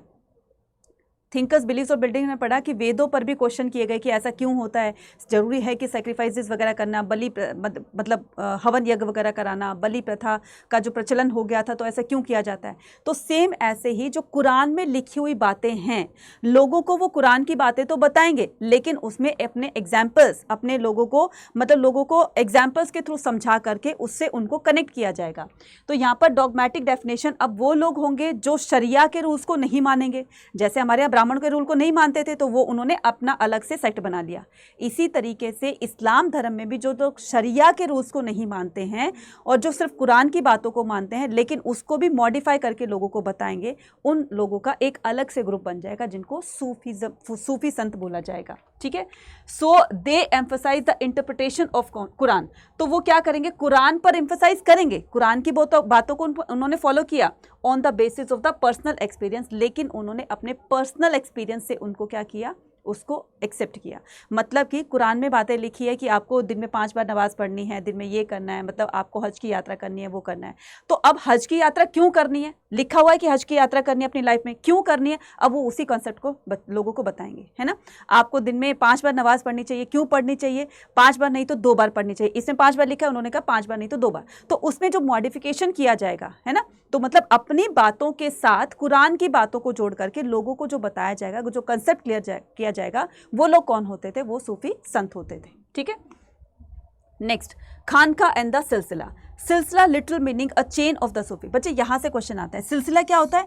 सिलसिला का मतलब होता है चेन, मतलब कि स्टार्टिंग से, आप एंशिएंट टाइम से ले लीजिए, है ना, तो स्टार्टिंग से ही गुरु और जो शिष्य का जो रिलेशन होता है उसी को सिलसिला कहा जाता है। प्रॉफेट मोहम्मद के टाइम, ठीक है, प्रॉफेट मोहम्मद की डेथ के बाद उनके शिष्य उनकी गद्दी पर आए, फिर उनके शिष्य उनकी पोस्ट पर आए, उनके शिष्य उनकी पोस्ट पर आए। तो जो मास्टर और जो डिसाइपल का जो एक कनेक्शन होता है, जो दोनों के बीच की जो बॉन्डिंग होती है, उसी को क्या कहा जाता है? सिलसिला। और आज तक भी चल रहा है, स्टूडेंट और टीचर्स का रिलेशन, है ना, उसी को सिलसिला कहा जाता है, ठीक है। Sufi silsila begin to appear the different part of the Islamic world around the 12th century. तो ये जो सूफी ये जो है, ठीक है, सूफी सिलसिला जो है वो इंडिया के अलग अलग पार्ट्स में जो है वो देखने को मिलेगा। Sufi silsila begin to appear the different part of the Islamic world. तो जो भी इस्लामिक वर्ड था, जिन्होंने भी इस्लाम धर्म को अडॉप्ट कर लिया था, कितना बड़ा इस्लामिक वर्ड था, है ना, तो इसमें अलग अलग, यानी कि दुनिया के अलग अलग भागों में इस तरह के संतों का समुदाय, यानी कि सूफी संत जो है वो जाकर लोगों को इस्लाम धर्म के बारे में बताएंगे अराउंड द 12th सेंचुरी। और 12th सेंचुरी के अराउंड ये सारी बातें बताई गई हैं। नेक्स्ट बात करते हैं हम क्या? Outside of the khanqah, many scorned khanqah and took to mendicancy and observe the celibacy. Celibacy का मतलब क्या होता है? देखो मैंने क्या कहा, कुछ लोग ऐसे होंगे जो शरिया के रूल्स को नहीं मानेंगे। तो उन्होंने कहा कि हम, जैसे वो लोग जंगलों में निकल गए थे, साधु जोगी नाथास वगैरह होते थे, वो जंगलों में निकल जाते थे जो ब्राह्मणों के रूल को नहीं मानते थे। सेम इसी तरीके से जो ब्राह्मणों के रूल को नहीं मानते थे तो उन्होंने अपना अलग से एक ऑर्गेनाइजेशन बना ली जिसको खानका कहा जाता है। Many scorned the khanqah, took the mendicancy and observe the celibacy, they ignore the ritual and observe the extreme form of asceticism. ये कठोर तपस्या में विश्वास रखते हैं, ठीक है, कि हम जितना हम अपने गॉड के नज़दीक जाएंगे, जितना हम अपने शरीर को कष्ट देंगे, जितने हम कठोर तपस्या करेंगे, उतना ही जल्दी हम मोक्ष की प्राप्ति कर सकेंगे। इनका कुछ ऐसा रिलीजियस माइंडेड होगा, ठीक है। Observe the extreme form of the asceticism, they were known by the different. तो ये लोग होंगे जो इस तरह की भक्ति वगैरह करेंगे, है ना, जो शरिया के रूल्स को नहीं मानेंगे, इनको अलग अलग नाम से जाना जाएगा, Qalandar, Madaris, Malang, Haidaris etcetera. Because of their deliberate the defiance of the sharia, they were often regarded as the ba-sharia और बेशरिया, ठीक है। तो इनको बाशरिया और बेशरिया में कहा जाता है ना, कि दोनों ही, इनके अंदर भी जैसे अलवराज नैनार बन गए थे हिंदुइज्म में, शाविज़म और वैष्णोइज्म बन गए थे, तो इसी के अंदर भी ये दो सेक्ट बन जाएंगे, बाशरिया और बेशरिया। तो इसमें जो एक हू बहू जो कुरान की बातों को, शरिया की बातों को मानते हैं, और एक वो समुदाय बनेगा जो कि इनकी बातों में थोड़ा सा इनकी बातें मानकर अपनी बात को उसमें ऐड करके लोगों को बताएंगे, ठीक है। तो ये बाशरिया और बेशरिया होता है। नेक्स्ट हम मूव ऑन करेंगे क्या, तो ये क्या होती है बच्चे, खानका होती है, ठीक है। ये क्या होती है, खानका होती है। अभी मैं डिफाइन करूँगी खानका क्या होती है, ठीक है। तो खानका क्या होती है, the khanqah was the centre of the social life. We know about the Shaikh Nizamuddin hospice. अब ये निज़ामुद्दीन होपीज़ का मतलब क्या होता है बच्चे, होपीज़ का मतलब होता है इन का मतलब क्या होता है, धर्मशाला, ठीक है। इनका मतलब क्या होता है, धर्मशाला। तो ये वो एक सोशल मतलब एक वो सेंटर होगा लोगों का, मतलब मिलने जुलने का एक वो जगह होगी जहाँ पर लोग एक दूसरे से सोशल होंगे। We know about the Shaikh Nizamuddin hospice in the 14th century on the bank of the river Yamuna in the Ghiyaspur. तो गयासपुर में शेख निज़ामुद्दीन की होपीज़ बनी हुई है, मतलब वहाँ पर उनकी एक दरगाह टाइप में या एक विश्राम गृह टाइप में बना हुआ है, ठीक है, रेस्ट रूम बना हुआ है on the outskirt of the. तो ये कहाँ पर बना हुआ है, ये गयासपुर में यमुना रिवर के पास बना हुआ है। what was then the city of Delhi. So it comprised the several small room at and a big hall. तो ये क्या होता था बच्चे, ये ऐसे होता था कि इस तरीके से एक बिल्डिंग बनी होती थी, है ना। तो बिल्डिंग बनी होती थी, इस बिल्डिंग, ये जो इस तरह की बिल्डिंग बनी होती थी, तो इसमें ना बहुत सारे छोटे छोटे रूम्स बने हुए थे, बहुत सारे छोटे छोटे रूम्स बने हुए थे, ठीक है, चारों तरफ रूम बने हुए थे। और यहाँ पर ना इसमें एक बड़ा सा हॉल होता था जहाँ पर लंगर वगैरह चलता था, खाना वगैरह चलता था, मतलब जो भी रेस्टोरेंट्स आते थे उनको खाना वगैरह भी चाहिए, तो भंडारा टाइम में चलता रहता था, है ना, इस तरीके से लंगर चलता था। सो ये क्या हो जाएगा, it comprise the several small rooms and the big hall, जिसको क्या कहा जाता है, बिग हॉल को जामा एट खाना, ठीक है, क्या कहा जाता है, jamaat khana, where in the inmates and the visitor lived and prayer. तो ये जो बड़ा सा हॉल रहता है, ठीक है, यहाँ पर लोग लंगर वगैरह खाना वगैरह भी खाते हैं, ओपन किचन होती है। इसके अलावा जो है यहाँ पर प्रेयर वगैरह करने का भी एक प्लेस बनाया गया जिसमें वो अल्लाह की प्रेयर वगैरह करते हैं, ठीक है। तो ये बताया गया है। नेक्स्ट करते हैं क्या, Chishtis in the subcontinent, life in the, तो उसी के पार्ट को आगे चलाते हुए कहते हैं कि life in the Chishtis khanqah. The khanqah was the centre of the social, it comprise the several room, visitors leave the prayer and the shaikh. अब यहाँ क्या होता था, इस होपीज़ के अंदर ना, इस जो खानका होती है, जो बड़ा सा हॉल होता है, उसके ऊपर ना वहाँ पर एक शेख रहा करते थे, ठीक है, शेख रहा करते थे। और ये शेख जो होते थे lived in a small room on the roof of the hall. तो ये जो हॉल बना हुआ था, इसकी छत के ऊपर ना शेख के लिए रूम्स बने होते थे, ठीक है। तो वो शेख जो है वहीं पर रहा करते थे और अपने विजिटर से एक बार मॉर्निंग में और एक बार इवनिंग में 2 टाइम मिला करते थे। उनकी जो भी प्रॉब्लम्स थी उनको सुना करते थे, उनका सॉल्यूशन देते थे, उनको ब्लेसिंग्स देते थे, तो 2 टाइम मिला करते थे। There was open kitchen langar from the morning till evening from all different evening people walk for all the, हर तरफ से लोग यहाँ पर उनकी ब्लेसिंग्स लेने के लिए आते थे। ये नहीं कि सिर्फ जीवन में सताए हुए लोग ही उनके यहाँ आते थे उनकी ब्लेसिंग्स लेने के लिए, है ना। उनकी ब्लेसिंग्स जो होती थी बहुत फ्रूटफुल होती थी, ठीक है, बहुत फ्रूटफुल होती थी। फ्रूटफुल का मतलब बहुत ही, उनकी ब्लेसिंग से लोगों को बहुत फ़ायदे होते थे, उनकी लाइफ में जो प्रॉब्लम होती थी तो मैक्सिमम वो सॉल्व हो जाती थी। तो दूर दूर से इवन जो राजा महाराजा भी होते थे वो भी इनकी ब्लेसिंग्स लिया करने आया करते थे, है ना। जैसे आपने देखा होगा शेख निज़ामुद्दीन औलिया, है ना, जैसे आपने देखा होगा चिश्ती समुदाय से जिन्होंने अकबर ने बहुत बार उनसे ब्लेसिंग्स लेने के लिए वहाँ पर आए थे, ठीक है। और इस तरीके से शेख मोहिउद्दीन चिश्ती, है ना, तो वो चिश्ती समुदाय के थे, तो अकबर ने काफ़ी बार वहाँ पर विजिट किया और उन्हीं की ब्लेसिंग से उनको जहांगीर पैदा हुआ था, है ना। There was open kitchen langar from the morning, तो हर तरीके के लोग वहाँ पर आते थे। तो इसमें क्या होता था, blessings from the sheikh in the various matter, other visitors include the poets such as the, तो इसमें अगर हम अदर विजिटर्स की बात करें तो इसमें एग्जाम्पल दिया जैसे अमीर हसन सीजी एंड द अमीर खुसरो, ठीक है। अमीर खुसरो कौन, ये वही जिनको तोतई हिंद कहा जाता था और जो अलाउद्दीन खिलजी के साथ हमेशा रहता था, उनको शेर व शायरी सुनाते रहते थे, तो ये वही हैं। अब इनको कुछ प्रॉब्लम तो नहीं थी लेकिन उनकी ब्लेसिंग्स लेने के लिए आते थे, ठीक है। And court historian Ziauddin Barani and all of the wrote about the shaikh, तो ये किस लिए आते थे, ब्लेसिंग लेने के लिए आते थे, लेकिन साथ साथ में ये जिस पर्टिकुलर शेख की ब्लेसिंग लेने के लिए आते थे उनकी बातों को अपनी बुक में लिख करके और इस तरीके से लोगों को उनके बारे में बताते थे। भाई शेख हैं, ठीक है, इनकी ब्लेसिंग से मुझे ये चमत्कार हुआ, तो ये बहुत ही जो है वो एक बहुत मतलब एक गॉड के रूप में हैं जो धरती पर आए हैं, मतलब इस तरह से उनके लिए अच्छी अच्छी बातें जो है उन्होंने अपनी बुक के अंदर लिखी, जिसको क्या कहा जाता है, हेजियोग्राफी कहा जाता है। यानी कि उस संत के बारे में, उस संत के जीवन के बारे में जितनी भी बातें लिखी तो वो एक बुक में लिखी थी, जिसको क्या कहा जाता है, हेजियोग्राफी। क्या कहा जाता है, हेजियोग्राफी। हेजियोग्राफी क्या होते हैं, अ biography of a Sant.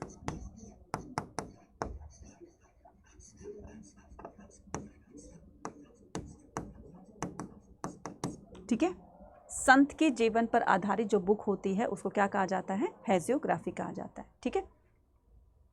Next आता है चिश्ती डिवोशनलिज्म, जियारत and the qawwali. Pilgrimage called जियारत, यहाँ से 1 मार्क का क्वेश्चन आता है। जो जियारत है बच्चे, जियारत किसको कहा जाता है, जियारत कहा जाता है पिलग्रिमेज को, ठीक है, पवित्र स्थान को, ठीक है। So the tomb of the Sufi sant is prevailed all over the Muslim world. तो क्या होता था कि जैसे ये जो सूफी संत होते थे, जब इनकी डेथ हो जाती थी तो लोग इनको भी, जैसे अवतारों को हमारे हिंदुओं में क्या करते हैं, वर्शिप करते हैं ना, तो ऐसे ही ये जो सूफी संत होते थे इनकी डेथ के बाद इनके मतलब मकबरे वगैरह बना दिए जाते थे। तो उन पर जा करके लोग क्या करते हैं, अपनी डिवोशन देते हैं, अपनी भक्ति जो भी उनकी होती है, तो वहाँ पर जाकर भक्ति वगैरह करते हैं, अपनी विश वगैरह मांगते हैं, तो उनकी विश वहाँ पर जाकर फुलफिल हो जाती है। एग्जाम्पल देखा होगा आपने, क्या, बजरंगी भाईजान, है ना, तो वहाँ पर जाकर वो क्या करते हैं, सलमान खान छोटी सी बच्ची को उसकी मम्मी से मिलाने के लिए जाते हैं, वहाँ पर प्रेयर करते हैं, है ना, कव्वाली वगैरह। तो ये जो कव्वाली वगैरह वहाँ पर गाया करते हैं तो इससे भी बहुत फ़र्क पड़ता है ना। जैसे हमारे यहाँ भजन कीर्तन होते हैं तो उनके यहाँ कव्वाली वगैरह गाया जाता है। तो इन पिलग्रिमेज को क्या कहा जाता है, जियारत कहा जाता है, जो उनके लिए, मुस्लिम्स के लिए ये बहुत ही पवित्र स्थान होते हैं जिनको जियारत कहा जाता है। सूफी sant is prevailed all over the Muslim world, is practice is occasion for the seeking Sufi spiritual grace of the बरकत। और जो वहाँ पर मत्था टेकने के लिए जाते हैं तो उनकी लाइफ में बहुत बरकत होती है ना, बहुत अच्छी अच्छी बातें होती हैं। For more than the 7th century, people from all the different walks express their devotion at the dargah of the Great Five Chishtis, ठीक है। तो Great Five Chishtis के नाम जरूर याद कर लेना, जो आपके NCERT में दिया है, ठीक है, उनको जरूर कर लेना। The use of the mosaic, तो किसकी दरगाह कहाँ पर बनी हुई है और कब बनाई गई थी, तो ये एक्सट्रैक्ट दिया हुआ है आपकी NCERT में, उसको जरूर से उसको फॉलो कर लीजिएगा। शेख निज़ामुद्दीन औलिया, ठीक है, और फ़खरुद्दीन गंज ए सरकार, है ना, तो बहुत सारे ऐसे दिया हुआ है, तो जा कर के शेख मोहिउद्दीन चिश्ती, है ना, तो इस तरीके से आप देख लीजिएगा। The use of the music and the dance including the mystical chant perform by the, तो जैसे हिंदुओं में ब्राह्मण क्या करते हैं, जब पूजा पाठ करते हैं, हवन यज्ञ वगैरह करते हैं, तो मंत्रों की चैंटिंग करते हैं, जो भी हाइम्स वगैरह वेदों में लिखे हुए हैं या बुक्स वगैरह में लिखे हैं, तो उनकी चैंटिंग अच्छे से होनी चाहिए। अगर प्रोनाउंसिएशन उसकी ठीक नहीं हो तो उसका इफेक्ट भी गलत पड़ता है, बुरा पड़ता है ना। तो वो जो स्किल्ड पर्सन होते हैं वही उनकी चैंटिंग करते हैं, ठीक है। अब हर कोई तो मंत्र नहीं पढ़ सकता है, क्योंकि बहुत ही संस्कृत जो होती है, टिपिकल संस्कृत होती है, वो तो उनको तो फ्लो बना रहता है, वो तो उसको ठीक से पढ़ देते हैं, लेकिन आम लोग उसको ठीक से नहीं पढ़ सकते हैं। सेम इसी तरीके से जो उनकी दरगाह वगैरह पर कव्वाली वगैरह जो गाई जाती है, तो कव्वाली में भी उनका एक्सेंट इस तरीके का होना चाहिए कि उसका कोई दुष्प्रभाव लोगों पर ना पड़े। तो उसकी जो उनका जो बोलने का तरीका होता है, उनकी जो चैंटिंग करने का तरीका होता है, वो ऐसा ही होता है। So the use of the music and the dance included the mystical chant performed by the specially trained musician and the qawwal to invoke the divine asceticism is also part of the ziyarat. अब ये इस जियारत के part है। जियारत क्या है? Pilgrimage है। तो पिलग्रिमेज कैसे बना? तो उसमें एक तो शेख सूफ़ी जो भी संत थे उनकी दरगाह थी जिनको वो मानते हैं, वो हो गए, और जो वहाँ पर कव्वाली वगैरह जो गाई जाती है, तो वो कव्वाल जो गाते हैं वो भी उसका पार्ट माना जाता है। ठीक है, म्यूजिशियन जो होते हैं वो भी उनका पार्ट माने जाते हैं, नाचना गाना होता है वो भी ज़ियारत का पार्ट माने जाते हैं। तो इन सभी को मिला करके उसको ज़ियारत कहा गया है। ठीक है, नेक्स्ट आता है हमारे पास क्या? Language and the communication. ठीक है, तो लैंग्वेज भी एक बहुत इंपॉर्टेंट रोल प्ले करती है। ठीक है, तो लैंग्वेज जैसे अगर किसी, मान लीजिए किसी अदर स्टेट में जाते हैं और उस अदर स्टेट के लोगों की लैंग्वेज में अगर किसी को कुछ समझाया जाए तो वो इजीली उसको समझ लेते हैं। लेकिन अगर मान लीजिए हम साउथ में जाते हैं, हम वहाँ पर हिंदी में उनको समझाए तो कुछ लोगों को समझ में आएगी, कुछ को नहीं आएगी, कुछ वर्ड समझ में आएंगे, कुछ नहीं आएंगे। तो लोगों को उन्हीं की लोकल लैंग्वेज में भक्ति के बारे में बताया गया। ठीक है, समझाया गया, तो लोग जो है वो ठीक से समझ गए। जैसे एग्जांपल दिया है, the Chishtis compose their poems in the several language. अब ये जो चिश्तीज थे, है ना, चिश्ती थे, ये अपनी लैंग्वेजेस को अलग अलग, मतलब अपनी पोएम वगैरह को अलग अलग लैंग्वेजेस में मतलब लिखा करते थे, ताकि लोग अलग अलग भाषाओं के लोग इनको पढ़ें और भक्ति के बारे में, भगवान के बारे में उनको नॉलेज मिल सके। तो द चिश्ती यूज़ हिंदवी। अब ये चिश्ती होते थे ये हिंदवी वर्ड यूज़ करते थे। ठीक है, हिंदवी क्या होता है बच्चे? हिंदवी होता है हिंदी और उर्दू का मिक्सचर होता है, हिंदी प्लस उर्दू का ये मिक्सचर होता है। ठीक है, हिंदी प्लस उर्दू का मिक्सचर होता है हिंदवी।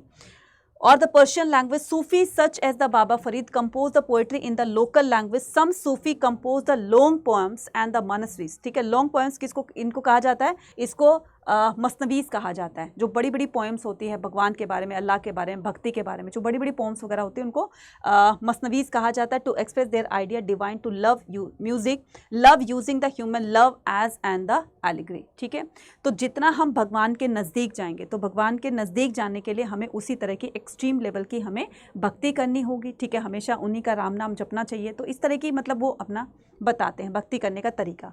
सूफी poetry was composed in the Dakhni. Sufi poetry जो होती थी वो दखनी लैंग्वेज में लिखी जाती थी। ठीक है, सो अराउंड द बीजापुर, और ये कहाँ? बीजापुर और कर्नाटक रीजन में ये दखनी लैंग्वेज का बहुत ज़्यादा मतलब एक प्रचलन में थी ये। ठीक है, तो उन्हीं के लैंग्वेज में ये लिखा जाता था ताकि ज़्यादा ज़्यादा लोग इसको समझ सके और भक्ति की तरफ वो अपने आप को मोड़ सके। ठीक है, नेक्स्ट आता है हमारे पास क्या? Sufi and the state. Chishti tradition was the austere but it did not the isolate the political power. ठीक है, Sufi tradition was austere but it not, हालांकि सूफी ट्रेडिशन जो था वो लोगों को मतलब एक सही रास्ता दिखा रहा था, है ना, तो लोगों को भक्ति का रास्ता दिखा रहा था, लोगों को धर्म का रास्ता दिखा रहा था। लेकिन इसमें बताया गया है but did not isolate the political power, लेकिन इसमें पॉलिटिकल पावर भी मिक्स थी। ठीक है, जैसे कि the Sufi accepted the unsolicited the grant of the donation from the political elites. अब यहाँ पर देखो मैंने क्या कहा, पॉलिटिकल पावर से भी ये आइसोलेट नहीं थी। कहने का मतलब ये कि यहाँ पर राजा लोग भी आया करते थे, राजा के जो नॉबल्स होते थे, मिनिस्टर वगैरह होते थे, वो भी यहाँ पर आते थे। तो ना सिर्फ ये जो साधारण लोग होते थे, ऑर्डिनरी पर्सन होते थे, उनके लिए था, बल्कि ये पॉलिटिकल पावर भी, जिनके पास बहुत अच्छी पॉलिटिकल पावर होती थी, लाइक राजा, रूलर, तो वो भी यहाँ पर आया करते थे। तो वो क्या करते थे? डोनेशन दिया करते थे, है ना, डोनेशन दिया करते थे। लेकिन यहाँ पर जो सूफी जो संत होते थे या खानका के जो हेड होते थे, वो पहले ही कह देते थे कि हमें जो भी आप डोनेशन दे रहे हो तो हमें आप कैश में दीजिए। क्योंकि ऐसा होता था कि आपने भी कई बार देखा होगा कि टेम्पल को कंस्ट्रक्ट कराने में कोई कहते हैं कि भाई हमारी तरफ से ईंटें डलवा दो, कोई कहता है हमारी तरफ से सीमेंट डलवा दो, कोई कहता है हमारी तरफ से ये मूर्ति रखवा दो, हमारी तरफ से ये छतर चढ़ा दो, हमारी तरफ से लाइटें लगा दो, पंखे लगा। कहने का मतलब ये कि उसमें अपना कुछ ना कुछ कंट्रीब्यूशन देने के लिए वो इस तरह की चीज़ों को डोनेट कर देते थे, है ना। तो इनका कहना था कि आप हमें कैश दीजिए। कैश लेने का क्या रीज़न था? तो कोई भी अगर इमीडिएट रिक्वायरमेंट्स होती है, अगर कोई भी चीज़ मान ले बहुत जल्दी ख़त्म हो जाती है, ठीक है, खाना खाते या किसी को कपड़े चाहिए, किसी को खाना चाहिए, किसी को ब्लैंकेट वगैरह चाहिए, तो वो इमीडिएट रिक्वायरमेंट्स होती है, वो कम से कम पैसे उनके पास होंगे तो वो रिक्वायरमेंट पूरी तो कर सकेंगे ना। तो the sultan set up the charitable trust. तो सुल्तान ने क्या कहा? सुल्तान ने चैरिटेबल ट्रस्ट जो होता है ना बच्चे, जो मतलब वहाँ कोई भी डोनेशन वगैरह देता है तो वहाँ पर वो रिकॉर्ड रखा जाता है, जिसको क्या कहा जाता है, मुस्लिम्स इनको क्या कहा जाता है, मुस्लिम में इस्लाम धर्म में इसको औकाफ कहा जाता है, as the endowment for the hospices and the granted tax free land इमाम।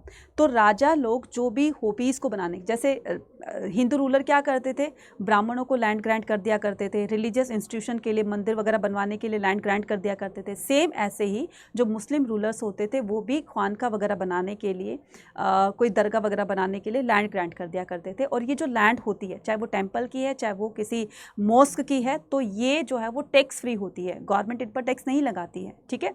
और इनके पास जो भी डोनेशन आता है तो उस पर भी टैक्स नहीं लगाती है, ठीक है। तो ये जो है वो गवर्नमेंट की तरफ से इसको इस तरीके से इनिशिएट किया गया।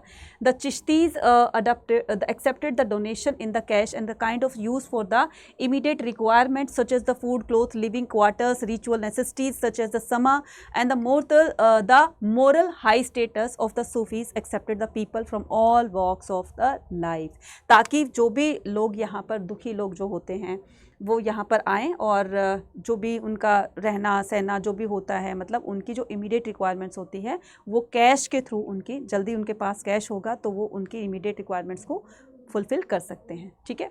तो ये होती है होपीज़। होपीज़ का मतलब समझ गए हो ना, होपीज़ का मतलब होता है धर्मशाला टाइप में, रेस्ट रूम टाइप में, ठीक है, रेस्टिंग प्लेस होता है ये। New devotional path dialogues and descendant in the north India. During the 14th and the 15th century, Kabir was one of the most outstanding example of the poet Sant. संत कबीर जो थे वो 15th century के अंदर, 14 and the 15th century के अंदर में से बहुत सारे ऐसे संत हुए जिन्होंने लोगों को एक अलग तरीके की भक्ति के बारे में बताया, ठीक है। तो कुछ सगुण भी बताएंगे, कुछ निर्गुण भी बताएंगे, मतलब लोगों को वो भक्ति के मार्ग पर लेकर गए, ठीक है। तो Kabir was one of the most outstanding example. The poet Sant versus ascribed to Kabir have been compiled in the 3 distinct tradition। तो संत कबीर एक ऐसे फेमस संत थे जिन्होंने हिंदू और मुस्लिम दोनों को कंबाइनली, मतलब दोनों को, ऐसा नहीं था कि दोनों को अलग अलग सेपरेट सेपरेट उनको कुछ का, ऐसा नहीं था। हिंदू और मुस्लिम दोनों के ही ये गुरु माने जाते हैं, है ना। तो उन्होंने दोनों को ही एक जैसे टीचिंग्स दी, ऐसा नहीं कि इस्लाम धर्म के लोग हैं, मुस्लिम हैं तो उनको अलग तरीके से दी, हिंदू हैं तो उनको अलग तरीके से दी। तो हिंदू और मुस्लिम दोनों ही इनको अपना गुरु मानते थे और बहुत ही महान पोएट थे ये, ठीक है, बहुत ही महान संत थे ये। अब हम यहाँ पर करेंगे कि संत कबीर की जो भी टीचिंग्स वगैरह थी तो उनके फॉलोवर्स ने इनको अपनी बुक्स के अंदर कंपाइल किया, ठीक है, कि संत कबीर की ये टीचिंग्स थी, तो बुक्स के अंदर कंपाइल करके जो आने वाली जनरेशन होगी वो भी संत कबीर की टीचिंग्स को पढ़ सके, समझ सके। तो यहाँ पर weaving and divine the fabric, तो Kabir Bijak is preserved, Kabir Bijak is preserved by the Kabir Panthi. अब यहाँ पर पहला, इसमें 3 डिस्टिंक्ट ट्रेडिशन है, तो यहाँ पर पहला ट्रेडिशन क्या है, कबीर बीजक, है ना। तो कबीर बीजक क्या है, एक बुक है preserved by the Kabir Panth, ठीक है। अब ये कबीर के जो फॉलोवर्स थे, संत कबीर के फॉलोवर्स बहुत ज़्यादा फॉलोवर्स बन गए थे। तो जो संत कबीर के जो उत्तर प्रदेश वाराणसी के अंदर जो भी फॉलोवर्स थे तो उनका अपना एक ग्रुप बन गया जिसको क्या कहा जाता है, कबीर पंथ कहा जाता है। क्या कहा जाता है, कबीर पंथी कहा जाता है। तो ये कबीर पंथियों ने क्या किया, कबीर बीजक को प्रिजर्व्ड किया। संत कबीर की जो भी वाणी थी, जो भी उन्होंने टीचिंग्स वगैरह दी थी, तो उसको अपनी बुक में कंपाइल करके उसको प्रिजर्व किया, उसको संरक्षण दिया। और ये जो है ये कहाँ का सेक्ट था, ये था वाराणसी उत्तर प्रदेश का, ठीक है, समझ गए। उत्तर प्रदेश वाराणसी में जो भी संत कबीर के फॉलोवर्स थे तो उनका एक ग्रुप बन गया जिसको कबीर पंथी कहा जाता है और इन्होंने बीजक को प्रिजर्व किया। नेक्स्ट आता है द कबीर ग्रंथावली, ये तो कबीर बीजक थी, अब आती है कबीर ग्रंथावली, मतलब 3 बुक्स की बात कर रही हूँ मैं, ठीक है। कबीर ग्रंथावली होगी, कबीर ग्रंथावली इज एसोसिएटेड विद द दादू पंथ। तो कबीर ग्रंथावली जो है वो राजस्थान के दादू पंथ से रिलेटेड है, ठीक है।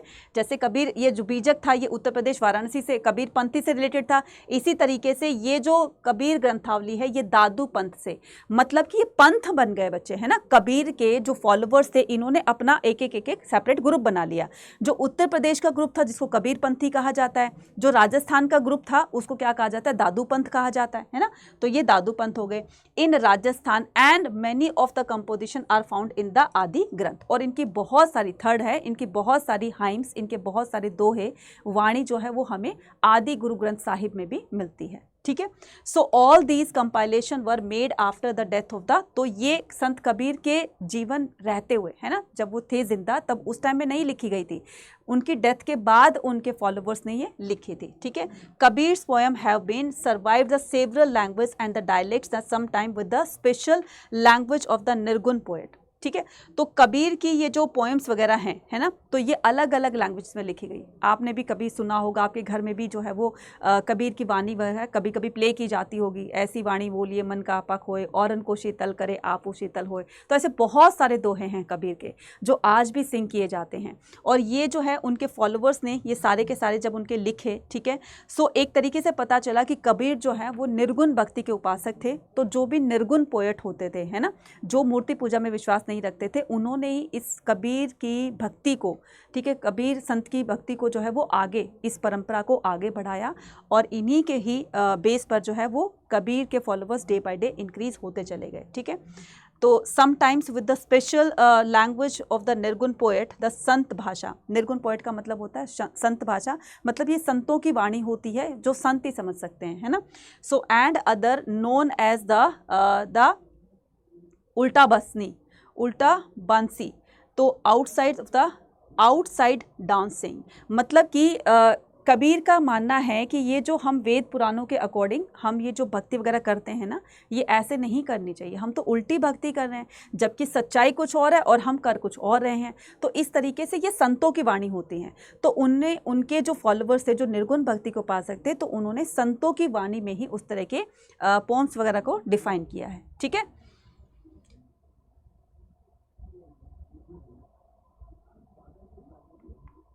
Next, Baba Guru Nanak. Baba Guru Nanak and the sacred word. अब बाबा गुरु नानक में क्या करेंगे, was born in the village called the Nankana Sahib river near Ravi in Punjab 1469। तो बाबा गुरु नानक देव जी का जन्म जो है वो 1469 में पंजाब के रावी रिवर के पास ननकाना साहिब में हुआ। He train to be account and the study Persian. तो उनको जो है वो काफ़ी सारी लैंग्वेजेस आती थी, ठीक है, पर्शियन भी आती थी। He was married a young. तो स्टार्टिंग से ही, बचपन से ही ना, इनका जो माइंड था वो रिलीजियस माइंडेड था, मतलब धर्म वगैरह में ज़्यादा सोचने वाले थे, है ना, ये धर्म कर्म के कामों में इनका ज़्यादा इंटरेस्ट होता था। और इनके जो फ्रेंड्स होते थे वो साधु संत वगैरह होते थे, इतने बड़े बड़े। तो लोग कहते भी थे, इनका मजाक उड़ाते थे इनके फ्रेंड्स भी, कि यार तुम इतने छोटे से और इतने बड़े बड़े साधु संतों को तुमने दोस्त बना रखा है। तो इनका मन जो था वो पढ़ाई लिखाई में, ये गृह गृहस्थी में जो है वो नहीं लगता था, हमेशा धर्म वगैरह में ही लगा रहता था, ठीक है। तो एक दो आपने कहानियाँ भी सुनी होगी कि इनकी मम्मी ने एक बार इनको क्या दिया, गुरु नानक जी को पैसे दिए कि जा करके किचन का ये सामान लेकर आओ, लेकिन साथ में जो रास्ते में उन्होंने कुछ भूखे साधु बाबाओं को देखा तो उन पैसों से उनको खाना खिला दिया, है ना। फिर जब घर वापस आता है तो उनकी मम्मी ने डांटने की बजाय उनको प्यार किया। क्यों किया, कि देखो मेरा बेटा जो है उसने कितना बड़ा काम किया है कि भूखे साधुओं को भोजन खिलाए। फिर उनके परिवार ने भी एक्सेप्ट कर लिया था कि भाई इनको कितना भी गृहस्थ जीवन में लगाने की कोशिश कर लो, लेकिन इनका मन इसमें लगता ही नहीं है। फिर वो जो है वो भगवान की भक्ति में ही लीन हो जाते और जगह जगह जा कर के साधु संतों के साथ में कुछ टाइम पास करके, है ना, उससे बहुत कुछ चीज़ें सीखते हैं, ठीक है। और फिर ये बाद में जो है वो लोगों को खुद प्रीचेस देते हैं। हालांकि इन्होंने कभी ऐसा नहीं किया कि मैं एक अलग धर्म बनाऊं, ठीक है, लेकिन इनके फॉलोवर्स ने एक अलग ही धर्म बना दिया जिसको सिख धर्म कहा जाता है, और ये उनके फाउंडर हैं, ठीक है। So studied, he was the married young age, but he spent most of the time his time among the Sufi and the Bhakt. He also traveled the widely. The message of Baba Guru Nanak is spelled out the hymns and the teaching. ठीक है, सो उनके message जो हैं हमें उनके शब्द में और उनकी शिक्षाओं के थ्रू जो है वो उनको जानने को मिलता है। These suggested that the advocated from the निर्गुण भक्ति, ये भी संत कबीर की तरह निर्गुण भक्ति के ही फेवर में थे। सो ही रिजेक्टेड द सेक्रीफाइस, इन्होंने भी जो पूजा पाठ है इसको रिजेक्ट किया, बलि वगैरह को रिजेक्ट किया कि ऐसा नहीं होना चाहिए। रिचुअल बेस्ड जो धार्मिक स्थान होते हैं इनको भी उन्होंने क्रिटिसाइज़ किया, मतलब इनको नेग्लेक्ट किया, रिजेक्ट किया। इमेज वर्शिप की, हमें मूर्ति पूजा नहीं करनी चाहिए। द ऑस्ट्रीज एंड द स्पिक्टोव, ये जो कठोर तपस्या करते हैं ना, तो इससे भी कुछ फ़ायदा होने वाला नहीं है। And the scriptures of the both Hindu and मुस्लिम, और ये दोनों ही, हिंदू और मुस्लिम के दोनों के ही गुरु माने जाते हैं। तो ऐसा नहीं था कि सेपरेट जो है उनको अलग से कोई टीचिंग दी, उनको अलग से। तो कुछ सिमिलरिटीज़ हैं संत कबीर के साथ में इनकी। बाबा गुरु नानक एब्सोल्यूट और द रब हैड नो जेंडर और फॉर्म। बाबा गुरु नानक का कहना है कि भगवान की कोई फॉर्म नहीं होती है, ठीक है, कोई जेंडर नहीं होता है कि मेल है फीमेल है, भगवान भगवान है, ठीक है, कोई फॉर्म नहीं होती, कोई आकार नहीं होता, कोई रंग नहीं होता, तो रब कहा जाता है उनको, ठीक है। तो नेक्स्ट करते हैं क्या, Baba Guru Nanak and the sacred word the fifth preceptor. अब यहाँ पर बहुत सारे बच्चे कंफ्यूज होते हैं कि सेकंड बाबा गुरु नानक के बाद सेकंड जो गुरु बने सिखों के वो कौन थे, है ना। तो इस तरीके से देखिए, फिफ्थ प्रेसिडर गुरु अर्जन देव, तो ये कौन थे, ये फिफ्थ थे, ठीक है, ये कौन थे, ये फिफ्थ थे। तो पहले फिफ्थ पे बात कर लो, गुरु अर्जन देव जी थे। Compiled the Baba Guru Nanak hymns along those for his four successor and other religion poet the Baba Farid Ravidas. तो इन्होंने क्या किया, Baba Farid Ravidas known as the Raidas and the Kabir Adi Guru ग्रंथ। तो ये जो गुरु अर्जन देव जी थे, इन्होंने आदि गुरु ग्रंथ साहिब को कंपाइल किया था, उनकी रचना की थी, ठीक है। तो अगर क्वेश्चन आए गुरु अर्जन देव कौन से गुरु थे, फिफ्थ नंबर के गुरु थे, इन्होंने क्या किया था, आदि गुरु ग्रंथ साहिब की रचना की थी। These hymns called the Gurbani. अब ये जो इसमें हाइम्स लिखी गई है, हाइम्स का मतलब होता है जो भी इसमें शब्द लिखे गए हैं, जो भी सेंटेंस वगैरह लिखे गए हैं, तो उसको क्या कहा जाता है, गुरबानी कहा जाता है ना। जो भी जो पंजाबी होते हैं, सिख वगैरह होते हैं, वो सुबह सुबह उनके घरों में चलते हैं, है ना। So in the late 17th century the 10th preceptor. अब यहाँ पर लेट 10th सेंचुरी की बात हो रही है, ठीक है, 17th सेंचुरी की बात हो रही है। तो यहाँ पर 10th गुरु थे जिनका नाम क्या था, गुरु गोविंद सिंह। ये कौन थे, ये 10th गुरु के 10th नंबर के गुरु थे, including the composition of the 9th गुरु। तो ये जो 9th गुरु थे कौन थे, गुरु तेग बहादुर सिंह जी, ठीक है, Guru Tegh Bahadur Singh ji. And his the scriptures was called Guru Granth Sahib, ठीक है। तो इन्होंने क्या किया था, गुरु ग्रंथ साहिब को, ठीक है, उसका संकलन किया था। ये आदि गुरु है, ठीक है, आदि गुरु ग्रंथ साहिब। और ये है आपका कॉल्ड, जिन्होंने गुरु तेग बहादुर सिंह जी ने जिनको कंपाइल किया था। And his scriptures was called, तो जो उन्होंने लिखा था जिसको कहा जाता है गुरु Granth Sahib. Guru Gobind Singh also led the foundation of the Khalsa Panth. तो गुरु गोविंद सिंह जी ने, जो कि सिखों के 10वें गुरु थे, इन्होंने खालसा पंथ की भी स्थापना की थी। खालसा का मतलब क्या होता है, आर्मी ऑफ द प्योर, यानी कि प्योर जो भगवान इनको मानते हैं, गुरु नानक देव जी को मानते हैं, इनकी बताई हुई शिक्षाओं पर जो है वो अपनी लाइफ में उसको जो है इम्प्लीमेंट करते हैं। तो जो army of pure and the defined and his 5 symbols uncut hair and the dagger and the pair of shorts comb and the steel. तो ये क्या करेंगे, उन जैसे इस्लाम धर्म में 5 व्रत बताए गए थे ना, 5 नियमों का पालन करना है, इसी तरीके से इसमें भी जो भी इस खालसा पंथ का कोई जो भी ज्वाइन करेगा तो उनको ये 5 रूल जो है फॉलो करने पड़ेंगे, ठीक है। क्लियर बच्चा, चलिए नेक्स्ट आता है हमारे पास Mirabai and the devotee princess. तो मीराबाई जो थी वो बच्चे क्या थी, एक प्रिंसेस थी, है ना, एक राजपूत प्रिंसेस थी। और स्टार्टिंग से ही इनका भी मन जो है वो घर गृहस्थी में नहीं था, है ना। तो स्टार्टिंग से ही इनका मन जो है वो भक्ति भावना में ज़्यादा लगा रहता था, मतलब इनके अंदर जो थी वो भक्ति की भावना ज़्यादा थी कंपैरेटिव टू ये जो घरेलू काम होते हैं। So Mirabai one of the best women poet with in the bhakti tradition. She was the Rajput princess from Merta in Marwar, ठीक है। She was married to a, तो हमेशा ये कृष्ण की भक्ति में ही लीन रहा करती थी। और इनके गुरु कौन थे, इनके गुरु थे रैदास। इनके गुरु कौन थे, रैदास, ठीक है। तो रैदास जी इनके गुरु थे और ये भगवान श्री कृष्ण की भक्ति में हमेशा लीन रहती थी। तो इनके पेरेंट्स ने सोचा कि इनकी जो शादी है वो जल्दी कर देते हैं ताकि ये भक्ति से हट करके थोड़ा सा घरेलू कामकाज में थोड़ा सा इंटरेस्ट लेने लगे। तो शादी कर दी, लेकिन इन्होंने कंडीशन रख दी। देखो अपने हस्बैंड से कहा कि देखो तुमसे मैं सोशली तौर पर शादी तो कर रही हूँ, लेकिन ये मत मुझसे एक्सेप्ट करना कि मैं तुम पत्नी वाला काम करूंगी, है ना। तो मैं जो है वो पूरी तरीके से श्री कृष्ण की हो चुकी हूँ। मेरे हस्बैंड भी वही है, मेरे पेरेंट्स भी वही है, मेरे भाई बहन भी वही है, मेरे फ्रेंड, मतलब सब कुछ मेरे श्री कृष्ण जी हैं, ठीक है। तो मुझसे एक्सपेक्ट मत करना। तो इनके इन-लॉज को भी लगा कि यार ये तो हमेशा ही पूरा दिन जो है वो श्री कृष्ण की भक्ति में लगी रहती है। तो इनको मारने की कोशिश भी की गई, है ना। इनको जहर का प्याला दिया गया, इनके बेड पर जो है वो स्नेक्स वगैरह छोड़े गए, है ना। लेकिन फिर वो उसका अपोजिट हो जाता था। तो कहने का मतलब ये कि हालांकि मीराबाई इतनी बड़ी संत पोएट संत थी, है ना, तो इनका कोई अपना कोई समुदाय नहीं था या इनके कोई फॉलोवर्स नहीं बने थे। हाँ, इनको याद किया जाता है इनकी एक्सट्रीम भक्ति की वजह से, है ना, कि भक्ति करनी हो तो मीराबाई जैसी करो, है ना। भगवान श्री कृष्ण ने इनको खुद दर्शन दिए थे और जो है तब से लेकर आज तक और आने वाले टाइम तक जो है युगों युगों तक मीराबाई को याद रखा जाएगा उनकी भक्ति के लिए, है ना, कि भक्ति करनी हो तो मीराबाई जैसी।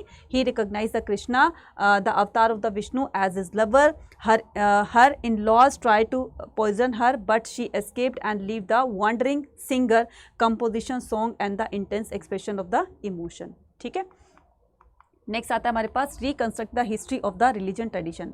Historian use a variety of the sources reconstruct the. अब हिस्टोरियंस को ऐसे बहुत सारी ऐसी टेक्स्ट बुक्स मिली जिससे अलग अलग संतों के बारे में पता चलता है कि उस संत ने क्या किया था और वो कहाँ से बिलोंग करते थे, कौन से स्टेट से, उन्होंने क्या किया था, लोगों मतलब उनकी ब्लेसिंग से लोगों को क्या फ़ायदे होते। तो ऐसे बहुत सारी उनकी टेक्स्ट बुक्स वगैरह मिली, ठीक है, जिनको हेजियोग्राफीज कहा जाता है।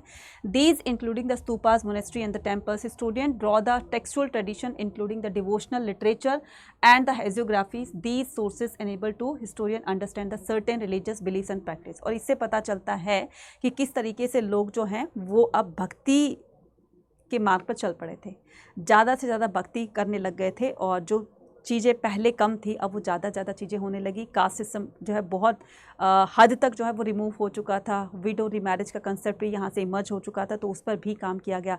तो इस भक्ति मूवमेंट से ना काफ़ी जो है वो बेनिफिट्स होते हैं, काफ़ी सारी चेंज देखे जाते हैं सोसाइटी के अंदर। तो मुझे लगता है कि ये पूरा चैप्टर आपको बहुत ही मतलब ईजिली समझ में आ गया होगा। और मुझे कमेंट सेक्शन में लिखकर बताइएगा क्या, एक क्वेश्चन का आंसर क्या, कि आपको बताना है कि संत कबीर जो थे, है ना, संत कबीर जो थे वो कौन से मतलब उनका बर्थ जो है वो किस स्टेट में हुआ था। ठीक है, तो आपको स्टेट का नाम बताना है। आपको क्या करना है, स्टेट का नाम बताना है। ठीक है, संत कबीर बर्थ,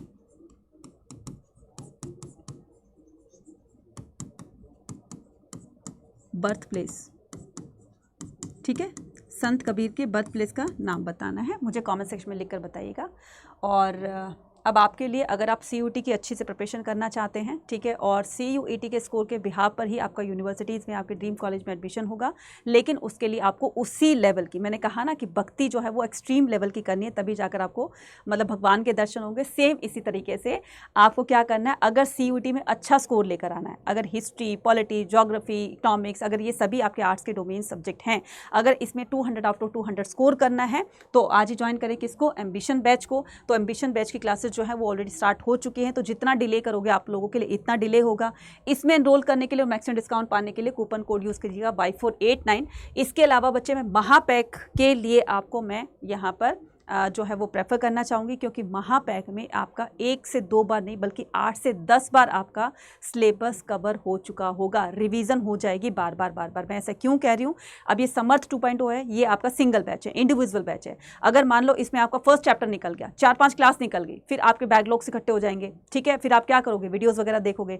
लेकिन अगर आपने महापैक एनरोल किया है तो महापैक में आपका 1-2 चैप्टर आपका स्किप भी हो गया, ठीक है, स्किप हो गया। अगर आप 3rd चैप्टर से 2nd चैप्टर से आप ज्वाइन कर रहे हो, तो जो आपका 1st और 2nd चैप्टर है वो जो नए बच्चे आएंगे नए बैच के साथ में आप उनको फ्री ऑफ कॉस्ट फिर से ले लोगे। तो महापैक में साल भर में जितने भी आपके बैचेस आएंगे वो फ्री ऑफ कॉस्ट आपको मिलेंगे, ठीक है, सभी का एक्सेस आपको मिल जाएगा। तो बार बार आपका सिलेबस जो है वो रिवाइज करवाया जाएगा, तो सारे क्वेश्चंस आपको फिंगर टिप्स पे लर्न हो जाएंगे और इजीली, चाहे वो बोर्ड एग्जाम है चाहे वो आपका CUET का एग्जाम है, बहुत अच्छे से आप उसको आंसर कर पाओगे। क्योंकि जितनी अच्छी प्रैक्टिस महापैक में होगी उतनी हो सकता है कि इंडिविजुअल में ना हो, इसलिए प्रेफर करना। वैसे तो इंडिविजुअल में भी आपके पास रिकॉर्डेड वीडियोज़ रहेंगी, सारे सब्जेक्ट्स आपको पढ़ाए जाएंगे, और इसमें भी और दोनों में पूरा स्टडी मटीरियल आपको दिया जाएगा। आपको डेली लाइव क्लास मिलेगी, आपको रिकॉर्डेड वीडियोज़ मिलेंगी, PDF मिलेगी, ई-बुक्स मिलेंगी, और साथ में आपको प्रैक्टिस क्वेश्चंस मिलेंगे। ये सारी चीज़ें आपको दोनों में मिलेगी, लेकिन इसमें सबसे बड़ा फ़ायदा ये है कि आपको सारे individual batches free of cost मिलेंगे। अब इसको परचेज कैसे करना है, तो इसको परचेज करने के लिए आपको क्या करना है, आपको अड्डा 24/7 की एप्लीकेशन को डाउनलोड करना है। तो इस तरीके से डाउनलोड करोगे तो यहाँ पर आइकन पे क्लिक करना है, देन उसके बाद यहाँ पर ऑल कोर्सेज आएगा, तो ऑल कोर्सेज पे क्लिक करना है। इस तरीके से UG PG एंट्रेंस एग्जाम पे क्लिक करना है, UG पे क्लिक करना है, देन आर्ट्स के हो, कॉमर्स के हो, साइंस को, अपने अदर स्टूडेंट्स को भी बता सकते हो जो अदर स्ट्रीम से हैं। तो यहाँ पर ये रहा आपका क्या, ये आपका समर्थ 2.0, ठीक है, समर्थ 2.0 है, और ये नीचे आपका महापैक है, ठीक है, नीचे आपका महापैक है, तो आप महापैक में भी ले सकते हो, ठीक है। तो ये one stop solution 100% CUT exam, तो ये आप में दोनों में से आप किसी को भी ले लो, ये आर्ट्स डोमेन है, ये भी आर्ट्स डोमेन है, ये विद प्रिंटेड बुक है, ये विदाउट प्रिंटेड बुक है। तो आप क्या करोगे, विद लेना चाहते हो, विदाउट लेना चाहते हो, तो आप ये मतलब NCERT में जो इतने बड़े बड़े चैप्टर्स होते हैं उनको बहुत ही समराइज करके इंपॉर्टेंट टॉपिक्स को निकाल करके वो इसकी बुक में मेंशन किए गए हैं।